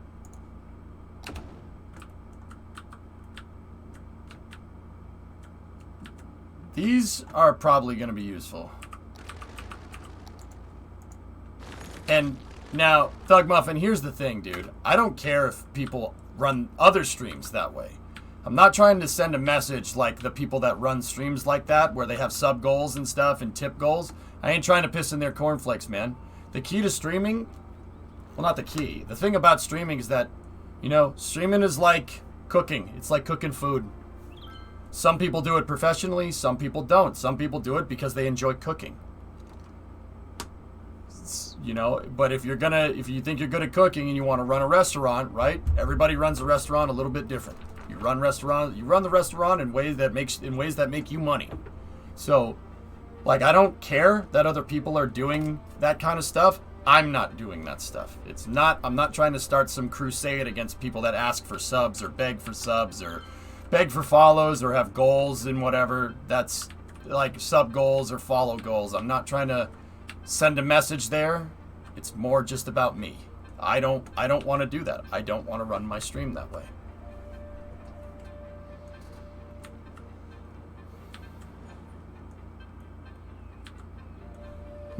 Yeah, sure, my pick.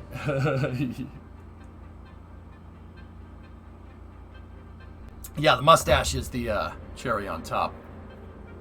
That's for sure. I've never played Planet Coaster Change Up, but yeah, hey, it's good to see you again, man.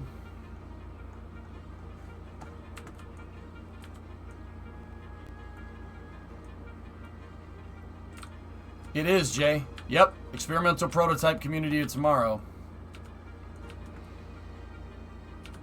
Yeah, dude, very, very meticulously laid out. It took me forever just to survey everything, dude. It's freaking annoying. You did play Planet Coaster once. What's the name of the railroad pack? It's called the Train Stations Content Creator Pack by Bad Peanut. Hey, Chief, what's going on?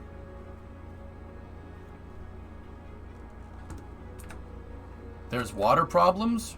Where?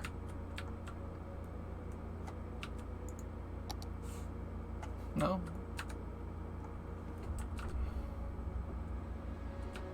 Everything should be okay.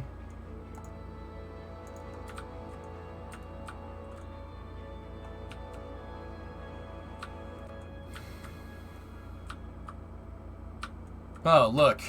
I-4. Traffic jams. How realistic. Yeah, I know. I gotta finish with the industrial area and do this to the industrial area. But yeah, we'll gotta get to that.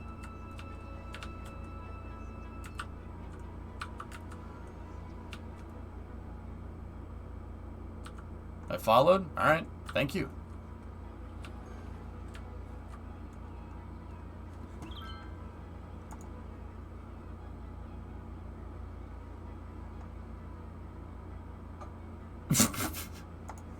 Nice, public. Would you ever raise money for a charity if I ask you? No. No, Clayton, I wouldn't do that. No, I don't do charity streams. And it's not because I'm a jerk or anything like that. If I'm going to donate to charity, I don't want to be seen doing it. I'm dead serious about that. And once again, this is more me being weird. I know this is against the grain. I don't want to raise money for charity. I'll take what I earn and I'll give that to charity. I fully understand charity streams, blah, blah, blah, blah. But if I'm giving to charity, I don't want a benefit from doing that. Understand? I don't want to benefit from that. That kind of defeats the purpose in my mind. You know? And don't get me wrong. If you want to do that, if people want to do that with their streams, and they'll probably raise more money than I ever could. And that's totally cool. I don't have a problem with that. I don't want to do it. I don't need to be seen being a good person. And I know that that's not what that's about. I know that's not what charity streams are about. But I just do it. If I see a charity that I should support, I'll support it with my own money, with earned money. I don't want to do that. It doesn't seem right in my mind.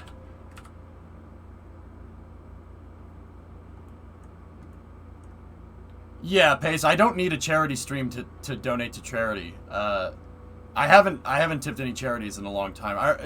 I remember there was a charity back in the day that a viewer started for veterans, for not disabled veterans. It's not Wounded Warrior or anything. Rico's gonna kill me. I forget the name, but I gave him a good amount of cash. I don't need to be seen doing it. I don't want to be seen doing it. I just want to be a good person. Okay? That's where that ends. It's not Stack Up. I forget what it is. I forget the name. But once again, I'm not at the same time, once again, I want to be very clear. It's not about me sending a message to people or me saying that this is bad. I don't want to run my stream that way. That doesn't mean that other people can't do it. You know what I mean? It's much more about me individually rather than trying to make a statement on Twitch. I also hate people that do that. You know? I really can't stand that stuff, man.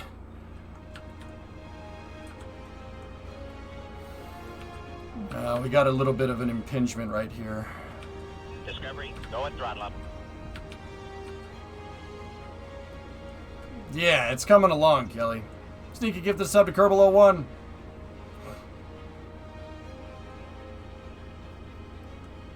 Yeah. You missed Edgecott? Yeah, a lot of people have, Blitzy. Dude, I don't even know what I was doing the last time I did this. I think the last thing I did was extend this road to the airport. But yeah, mostly this city stream is just bringing people up to speed with where we are in the project. What's that thing at the top of the screen? That's Chirper. Chirper is basically discount bird app for the game to tell, like, people are tweeting about your city and you can use that to help diagnose demand. I don't use it at all. Yeah, we got to get in here. I got to fix this. We got to make this look nice. We'll work on that. That needs to be done. The industrial area needs to make pretty. We need to make pretty industrial area. That was a sentence. I got to finish these residential complexes here. And then I got to build the amusement park.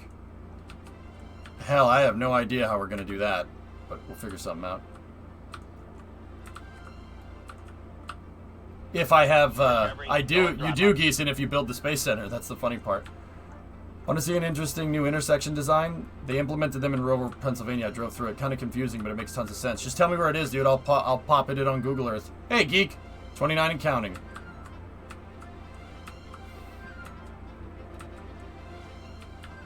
Discovery, Yeah, we're good. Scary. Tier 2, 57-month resub. STS 57, June 1993. Endeavor with Space Hab yeets a bunch of biomedical and material experiments into zero-G for some good times. Also studied body posture for sleep on the upcoming Space Station Freedom.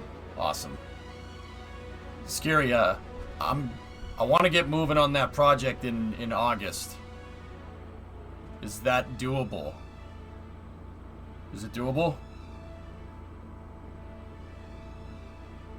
It's Ephrata, Pennsylvania, 222, 322 interchange.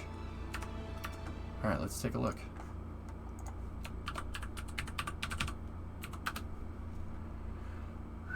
Forgive me if I'm saying the name wrong. Pennsylvania has a lot of towns that have weird names that I don't know how to pronounce. I'm not from Pennsylvania. Please don't judge me. So the 222, 322 interchange. Okay, so right here. All right, so this is an old picture because you're not going to have me see just a intersection like this.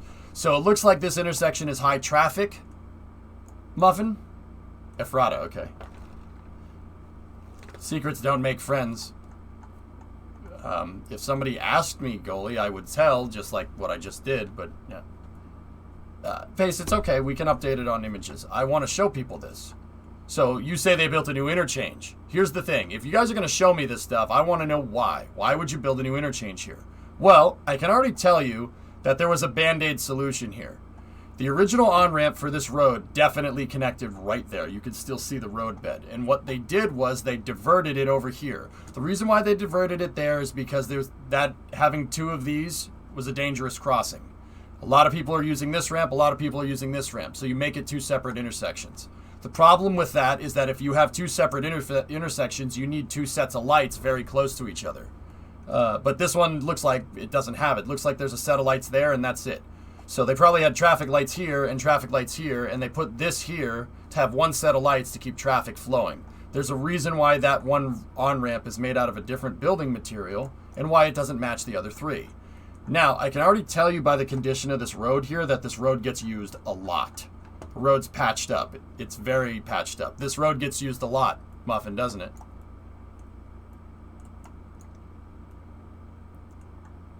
Yep, very high traffic in here. You can just tell by 3 turning lanes right there. 2 turning lanes, 1 straight, 1 right turning lane. Yeah, a lot of traffic gets used. So there's a lot of traffic coming out of whatever that is. Is that a movie theater or something? Oh, it's a Walmart. Okay. And then there's probably a lot of truck traffic coming out of whatever this is over here. The key to that is that there's a bunch of trucks back there, but that could be a separate property. All right, so you see that this road gets a lot of traffic. So what did they do? Let's see. Nope, not even the most updated picture. All right.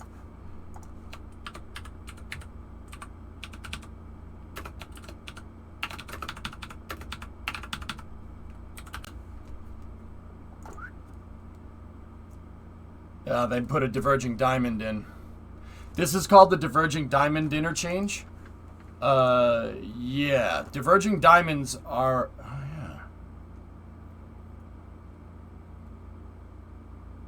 yeah. Okay. Yeah, I see. Entrance to Walmart. Huntstown Road. SR252 and beyond ramp. Yeah, diverging diamonds are the new hotness in civil road design. What they basically do is that the road doubles over. It doubles over, and then you have traffic lights here, here, here, here, here, and here. Diverging diamonds actually flow traffic better because by swapping the lanes. On this side, the traffic's actually on the left, like you would see in like England or something. But it's just for a second. The reason why they flipped that right there is so traffic isn't crossing. You aren't trying to take a turn and crossing oncoming traffic this way. And that allows the traffic, if you're just going straight through the intersection, you just go to this next light, which is what you would have had to do anyway, right?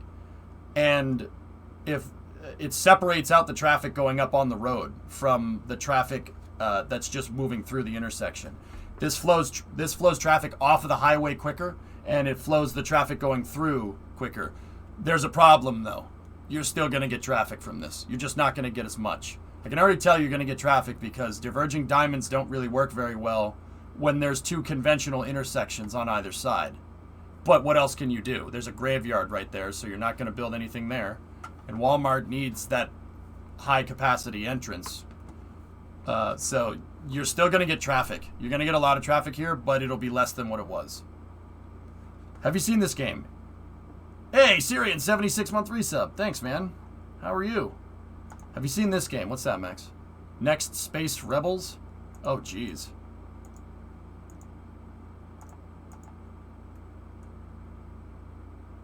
Oh, gosh. Okay.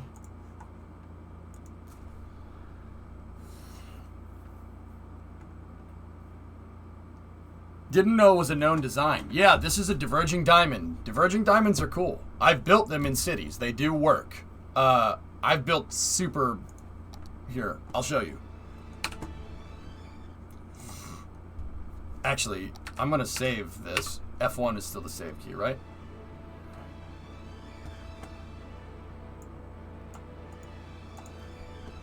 Typical German interchange.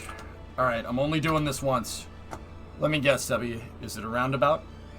Europe likes to use a lot of roundabouts. Problem is, roundabouts do not work at high capacity. They don't. They work very badly at high capacity, believe it or not. Once the roundabout saturates with traffic, you get gridlock.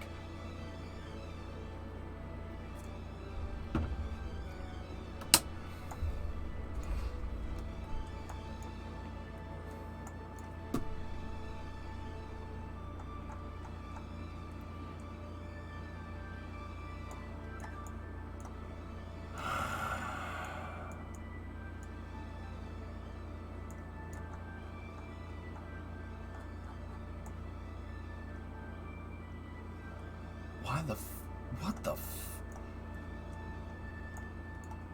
what the frick are you trying to do here?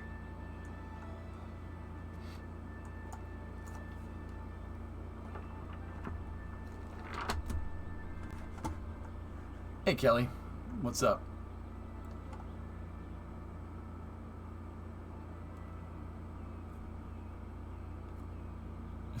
Max, that game looks ridiculous.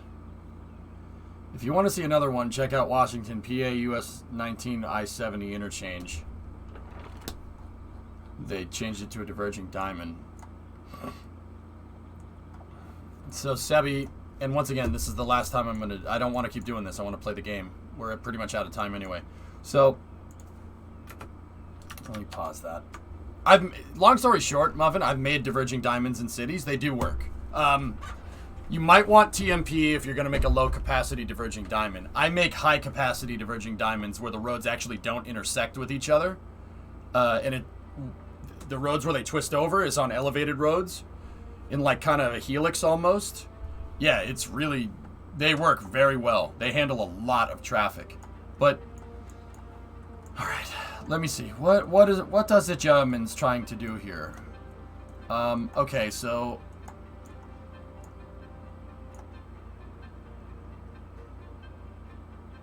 So you have your on-off ramp right there into a roundabout, and the roundabout is connected to the road. This road definitely went right there, and it was just a straight intersection. They switched it to this for high capacity. See where the road bed is?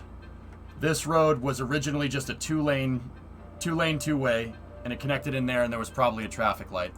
Now over here, the road originally went straight, and it connected in. You could see that these people's property lines were expanded. See how all these people have their sheds in the middle of their backyard? Because you can see that the road used to be right there, and it looks like these people have a nice extended yard now. The original road was there, and they built this because they couldn't build it on the original road. And then it looks like this went over here. This road went right here, and you can see where the original road base was. See it right there? See the white lines? And this turned that way. It basically did exactly that. One there and one there. So, because they were probably getting huge impingement at the intersections, they switched it to double roundabout. But the weird part of this road is that you have a parallel. You have a parallel road. What they're doing here, Sebi... Yeah, I see it. They're sinking that road into the ground to prevent an intersection from being right here. Okay? So what's gonna happen here with this is you're gonna see a mini version of that. So this road that they're making right there is gonna branch off, and you're gonna have an on-ramp here and an on-ramp there. And if you want to turn around, you'd go on the on-ramp, go to the roundabout, go back, and go that way. And then this road itself... Actually, nope, no on-ramps. Yeah, I see what they're doing. Efficient. This road is not going to have on-ramps, I can tell you that right now, because it's connecting right into the roundabout. So they're going to divert this road, and they're going to have it right there, go into the roundabout. So if people here want to go any direction or get on the highway, they enter the roundabout, and then they get on the highway.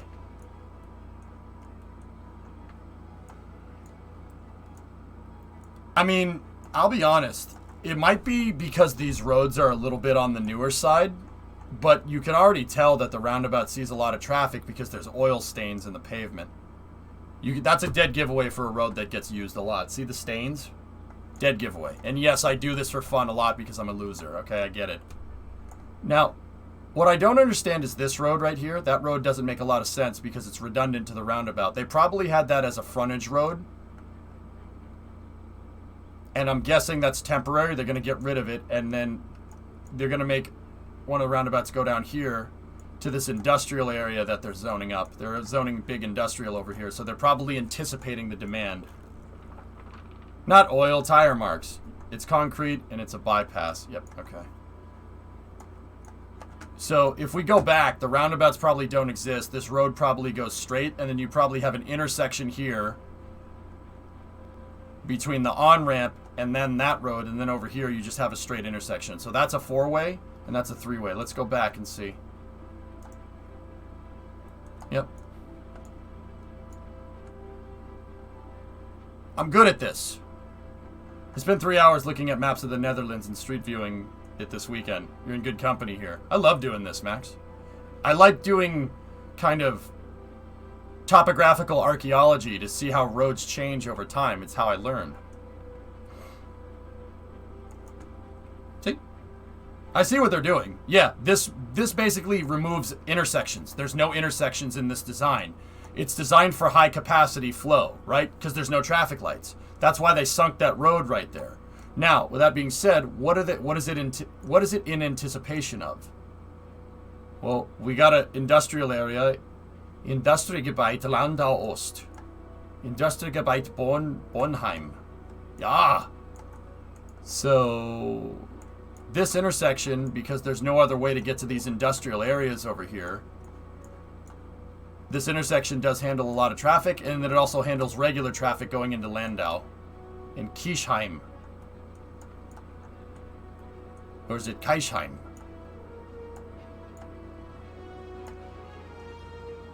And then on top of that, you have a lot of trains?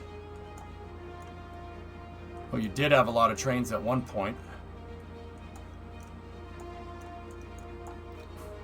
Yep, you can see that the tracks, there was a railroad right away right here, but it's gone for whatever reason. It was probably supporting this industrial right here. And then there's the train station.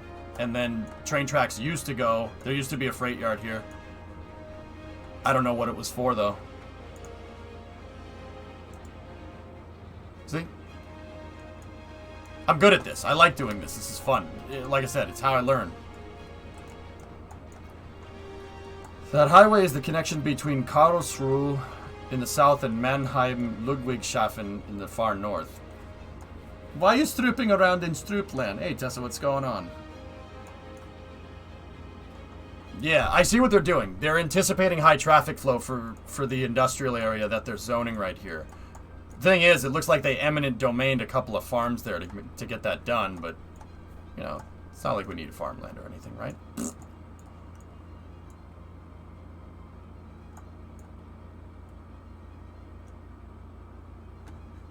Okay, back to cities.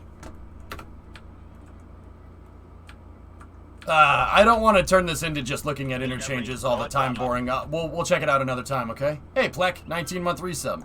Thanks, man. Booster 3 static fire dates, Monday, Tuesday, and Wednesday. I had a dream it exploded last night, Thomas. Yeah. Yeah, it wasn't a good dream.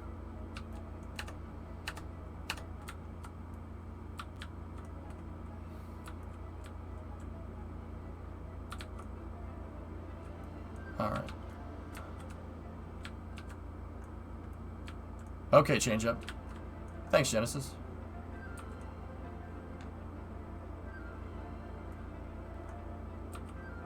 I saw it, Brimo. Steam Deck. Interesting. Okay, that's fine. They put 4 roundabouts for the interstate on ramps and frontage back to back. See, roundabouts aren't the end-all be-all solution to traffic problems. If they oversaturate, they're useless. They gridlock. You have to use roundabouts. You can't use them on like a highway. You have to use them for on-off ramps. But even in a high-capacity format, you notice that German interchange had 2 of them. Because the Germans are smart enough to know that if you just made one, you would saturate it in 2 seconds. Once a roundabout saturated, that's game.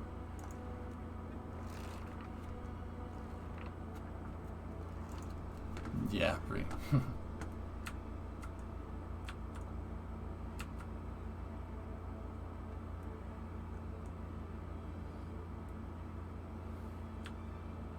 So you did 100 miles today. 50 to Glasgow to see Grill and back. Putting a whole bottle of cleaner in the tank. Bike still running junk over 5,000. Oh, okay.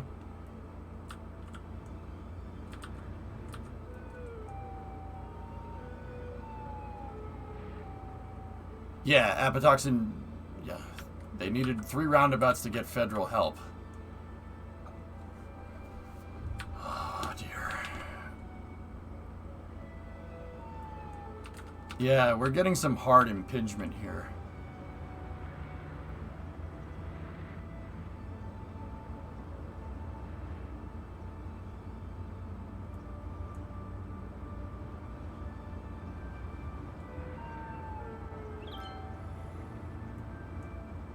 See, ooh, that merge is a killer.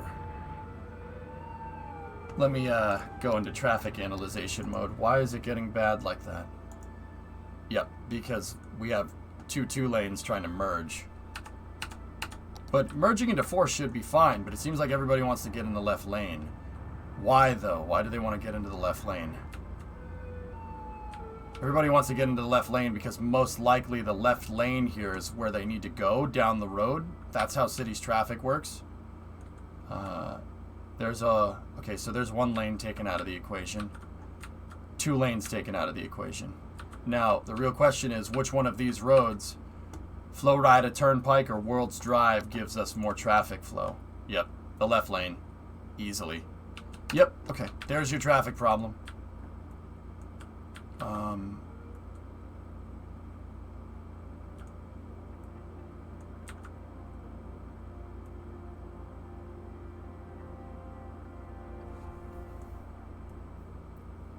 Widening the main highway won't solve the problem, Jarvis. Seriously, it'll just push this impingement down the road. If I made 4 lane all the way out to here, they would just have a merging problem here. City's traffic works in a fairly linear manner, and it doesn't take into account that humans are random, right? Every driver is theoretically perfect, so it's not the best, but it's good enough to get the point across. Like, if you want to get more realistic stuff, TMPE would be, Traffic Manager Presidential Edition would be right. But I like using the stock traffic because it's a puzzle, and I like solving the puzzle.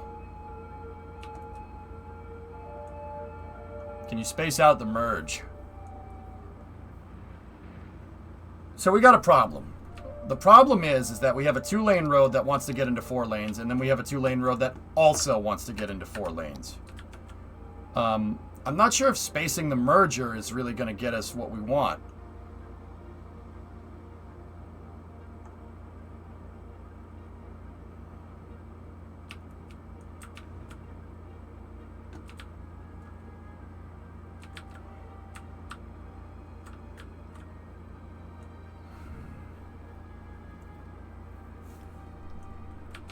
Yeah, adding a lane to the road behind the merge might fix that. Let's see.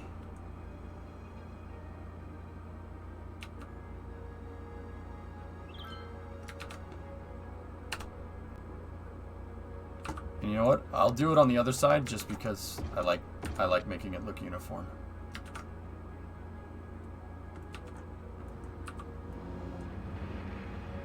Let's see how that messed with the traffic flow.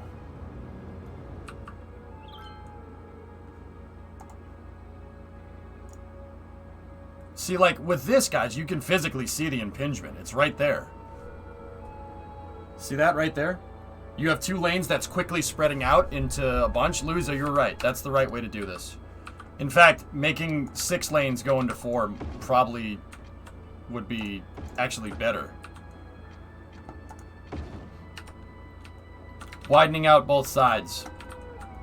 Let's see. Let me look at traffic flow. Oh yeah. See how this is more spread out?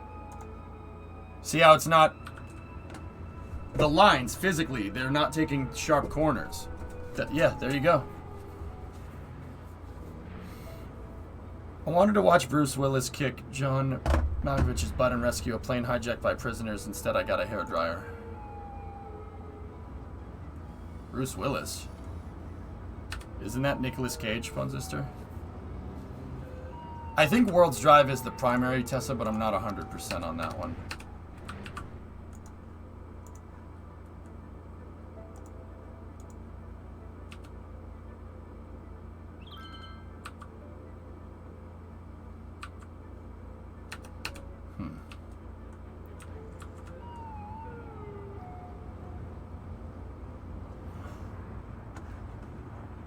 Let me see my pic. Wow. Well, that picture doesn't suck, dude.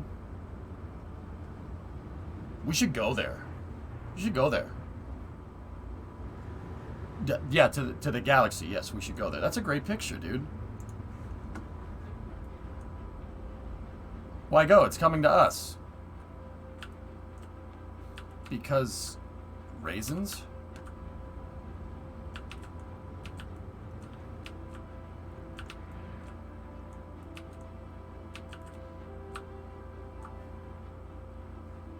on. We're getting impingement again. Yeah, see? See how the line goes, like, it's really crooked? Like the one in the furthest lane, this one right here. Look at it up there. Here, let me move the camera.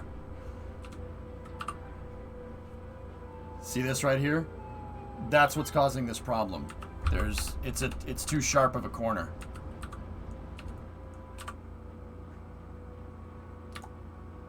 Now see, this is the move it to. Oh geez, no.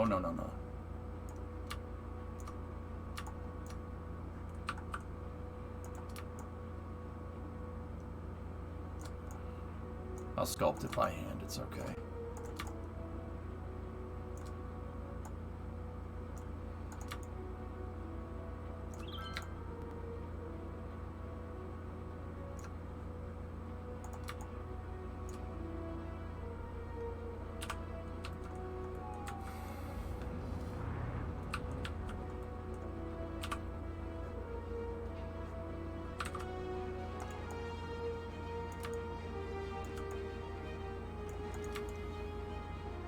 Hang on. There. That should get rid of that bottleneck, at least to an extent. Let's check road analyzation again. Yep. See how that line physically is smoother? It's not like a tight corner. That makes traffic flow better. Cough, cough. What do? I'm a road sculptor. Realist highway ramp project, right-hand traffic. I don't need that. Thank you, though. That's cool, Kelly.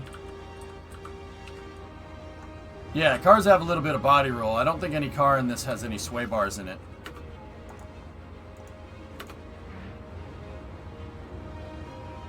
Should probably get with a sway bar there.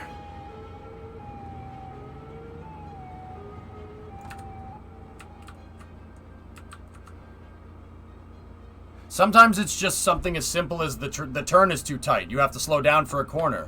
Highways, you ideally don't want to take turns. They need to be as straight as possible, or else that happens. See, it's happening on the corner. It's no accident.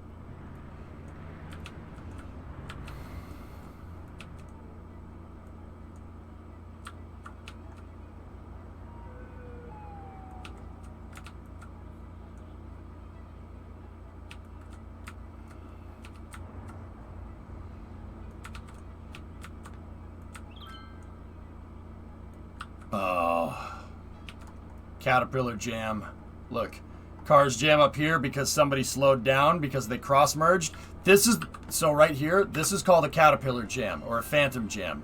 Phantom jams happen when you have bad road design in real life. Now, it manifests itself in cities, kind of. It's not the best, but essentially what's going on here is somebody is merging across a couple of lanes quickly.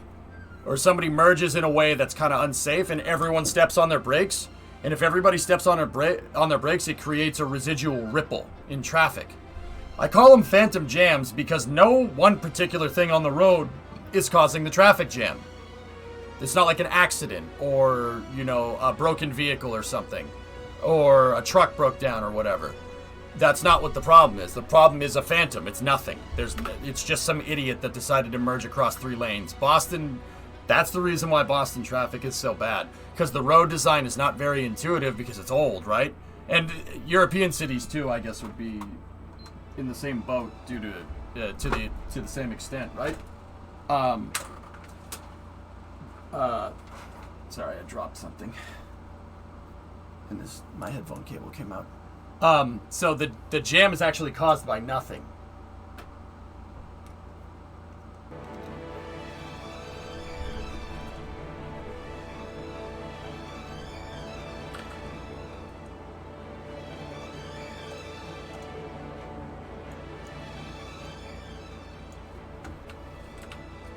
You can see phantom jams are happening here because people are merging at the last second over here. Tranquility Base here. The Eagle has landed. Loose Goose and Lowly Henchman, 5-month resub. Discovery, go and throttle up.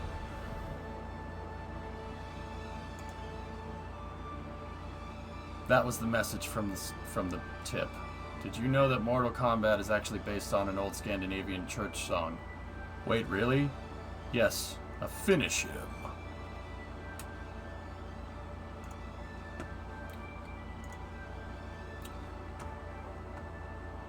Okay.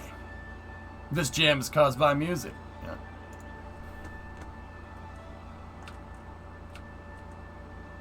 Look, see? Look at that. Inchworm. Geeson's here, everybody.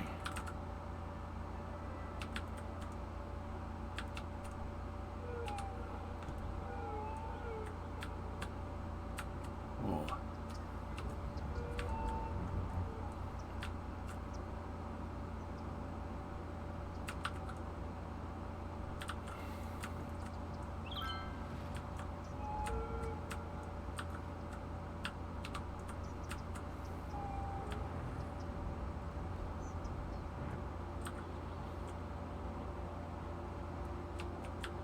Interesting.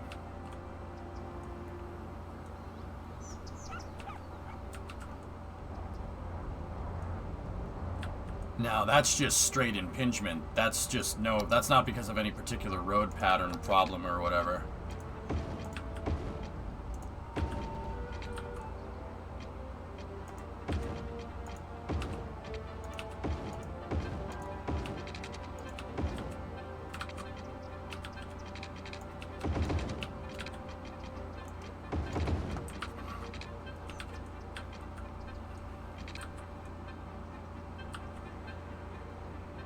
Traffic is slowing down because of the merge. You know what? I'm just gonna make this 4-lane all the way out to here. I want to see what happens. Making a road wider is not the way to solve that problem. If your pipes are clogged in the toilet, making the pipe wider doesn't fix the clog. It mitigates it. It doesn't fix it. That's important to understand. Because traffic is incompressible unless you have a car compactor. Traffic is incompressible. It's like hydraulic fluid. It works like water going through a pipe.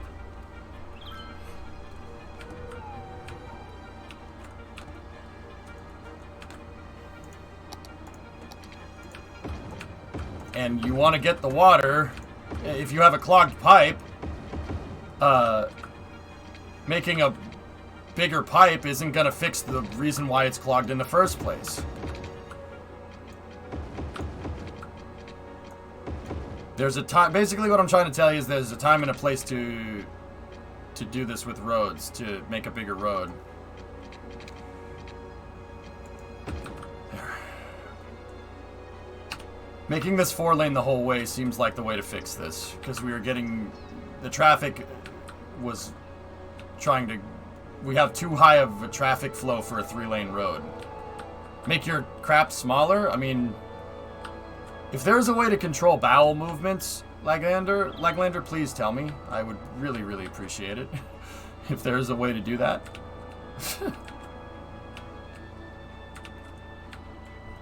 It fixes the clog because you have to remove the small tube and install the bigger one. Now it's not clogged. Yeah, but it's just going to get clogged again with more crap down the road. You didn't fix why it's clogging.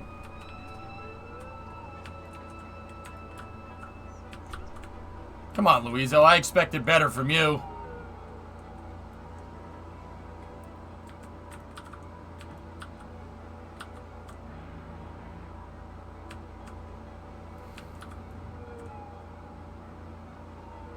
Yeah.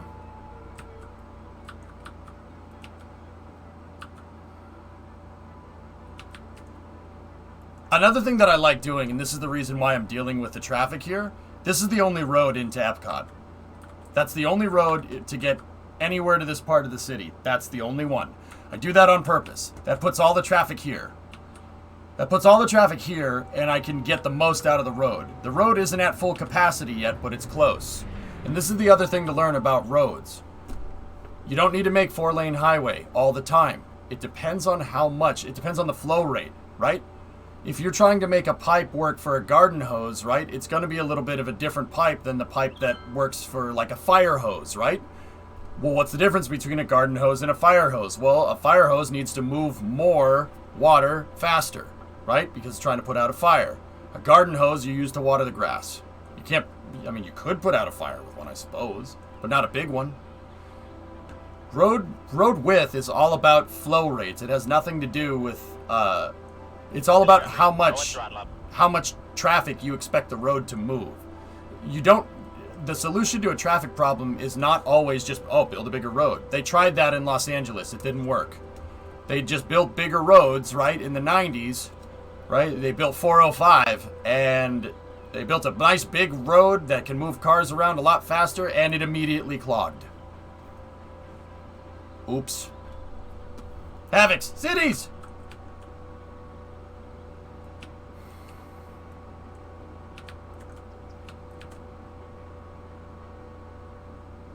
That's right. Being a civil engineer is probably a living hell. The problem, yeah, I mean, Jaeger, here's the thing about Los Angeles' highway system. Los Angeles' highway system is actually pretty damn good. It's pretty damn good for a city with half the population. That's the problem. It's pretty well thought out. With, they worked with what they had to work with. But a lot of the times, you build the highway, and then by the time you're done with the highway a couple years later, the needs for the city has changed completely. If we could just poop out highways like we can in cities, it would be really easy. That lane widening thing that I just did would take at least a year to have gotten done, right? There's some places like in Detroit that are tearing out their mid-city highways and trying to improve urban congestion. Yeah, Max, I mean, highways and transportation systems, logistical transportation systems are the vascular system for a city. It's the blood of the city, And the power plant is the powerhouse of the cell. No, a year, Optimist. Yeah, this is a private city, Tessa. Yeah, a year. Workers probably would have been happy, but a year. Mitochondrion is the powerhouse of the cell. No, this is your vascular system. It's blood flow. You have a clot, traffic jam, you're giving your city a heart attack. And a city having a heart attack means a city that's hemorrhaging money. Hemorrhage, another blood term. Ha ha ha.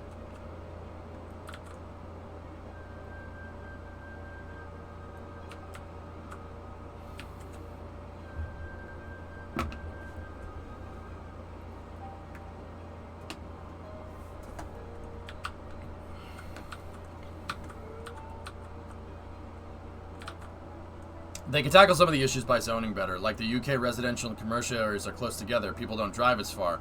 Feels way more livable than a lot of the US.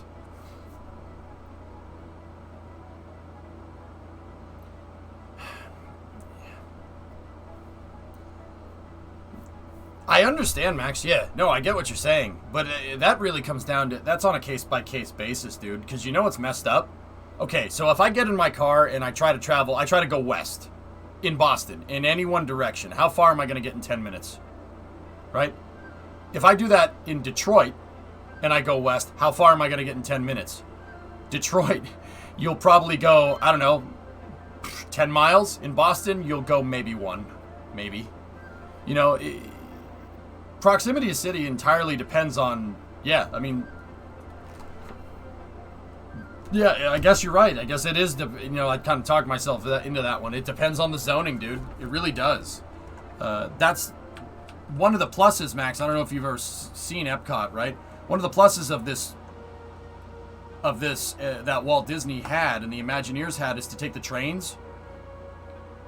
Trains and highways are on different levels than pedestrians and cars and trucks. It's actually, they mitigated that problem by building in 3 dimensions, not just with buildings, but with infrastructure as well.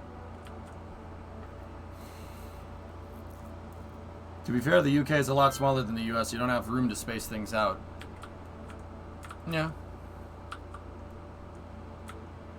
But yeah, I mean, it just really, yeah, you're right. I guess it does come down to zoning, huh?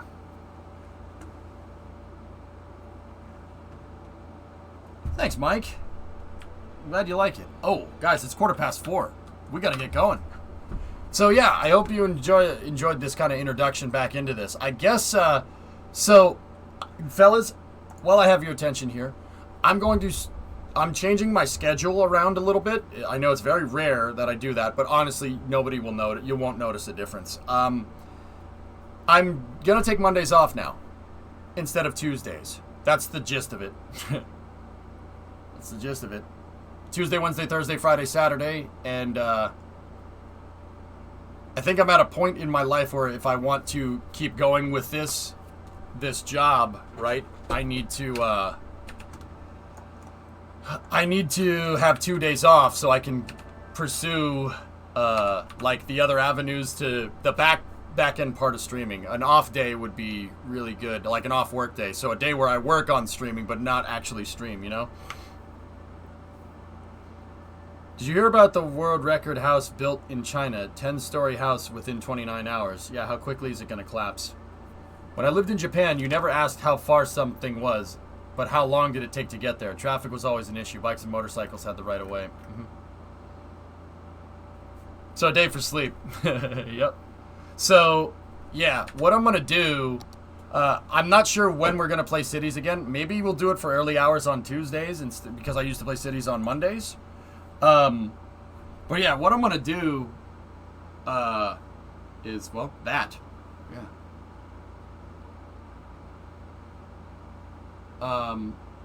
Yeah, SpaceX will start to launch on Mondays. Statistically this year, Shy, so this year, out of like the 60 launches that there have been, 5 of them have been on Monday.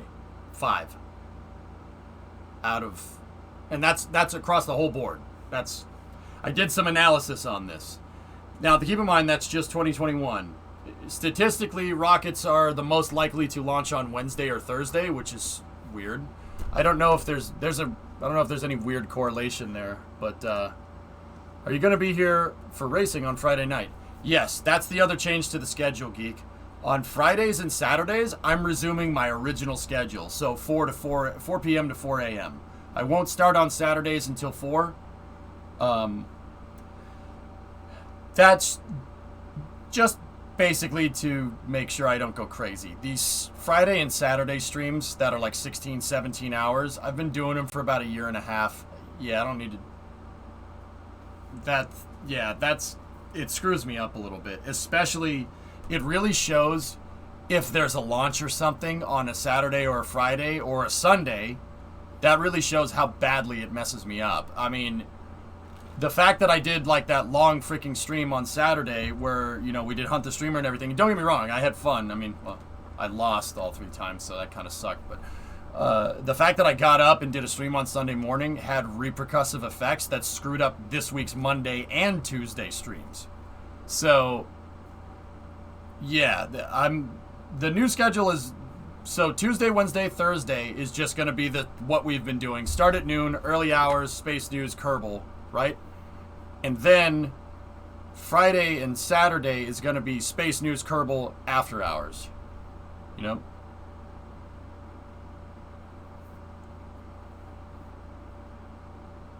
Yeah, Mike, exactly. That's true. Mike, when I play cities, dude, I try not to just go shooting from the hip when it comes to building roads. I plan them. I plan them before I make them. And I never pause the game when I build intersections either. I don't pause it, blackboard erase the entire intersection and then build a new one. I try to build my intersections around the old intersections, like here. This intersection that we were looking at in Germany a little while ago. You see where the roundabouts are? The roundabouts look like they're placed in a very strange spot, right? The reason is because they built the roundabouts around the original road. The original road went right there. And they couldn't build the roundabouts there because you can't get rid of the road. Right? So, they built them around it. See what I'm talking about? So, I'll update the schedule down there. We're going to start that schedule on Tuesday.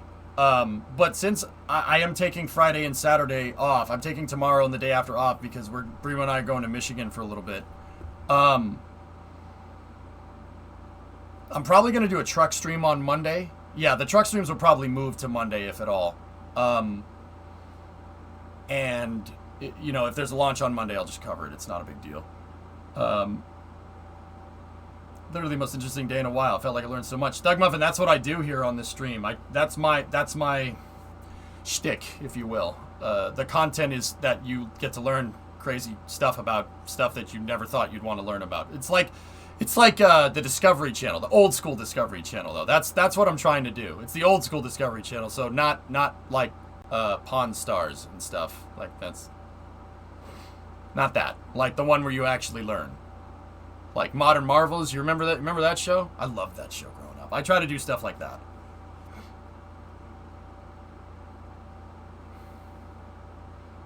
But yeah, we'll get into playing more cities soon. Seid für Weltraumnachrichten. Seid für Weltraum 9? Can you do how it's made? I mean, Merkers, I do that all the time. I show how stuff's made all the time, at least rockets. I mean, I could do something like that. How cool would it be to do like a virtual field trip? Like VFTs, where I go do IRL streaming from different factories. I think that would be really cool.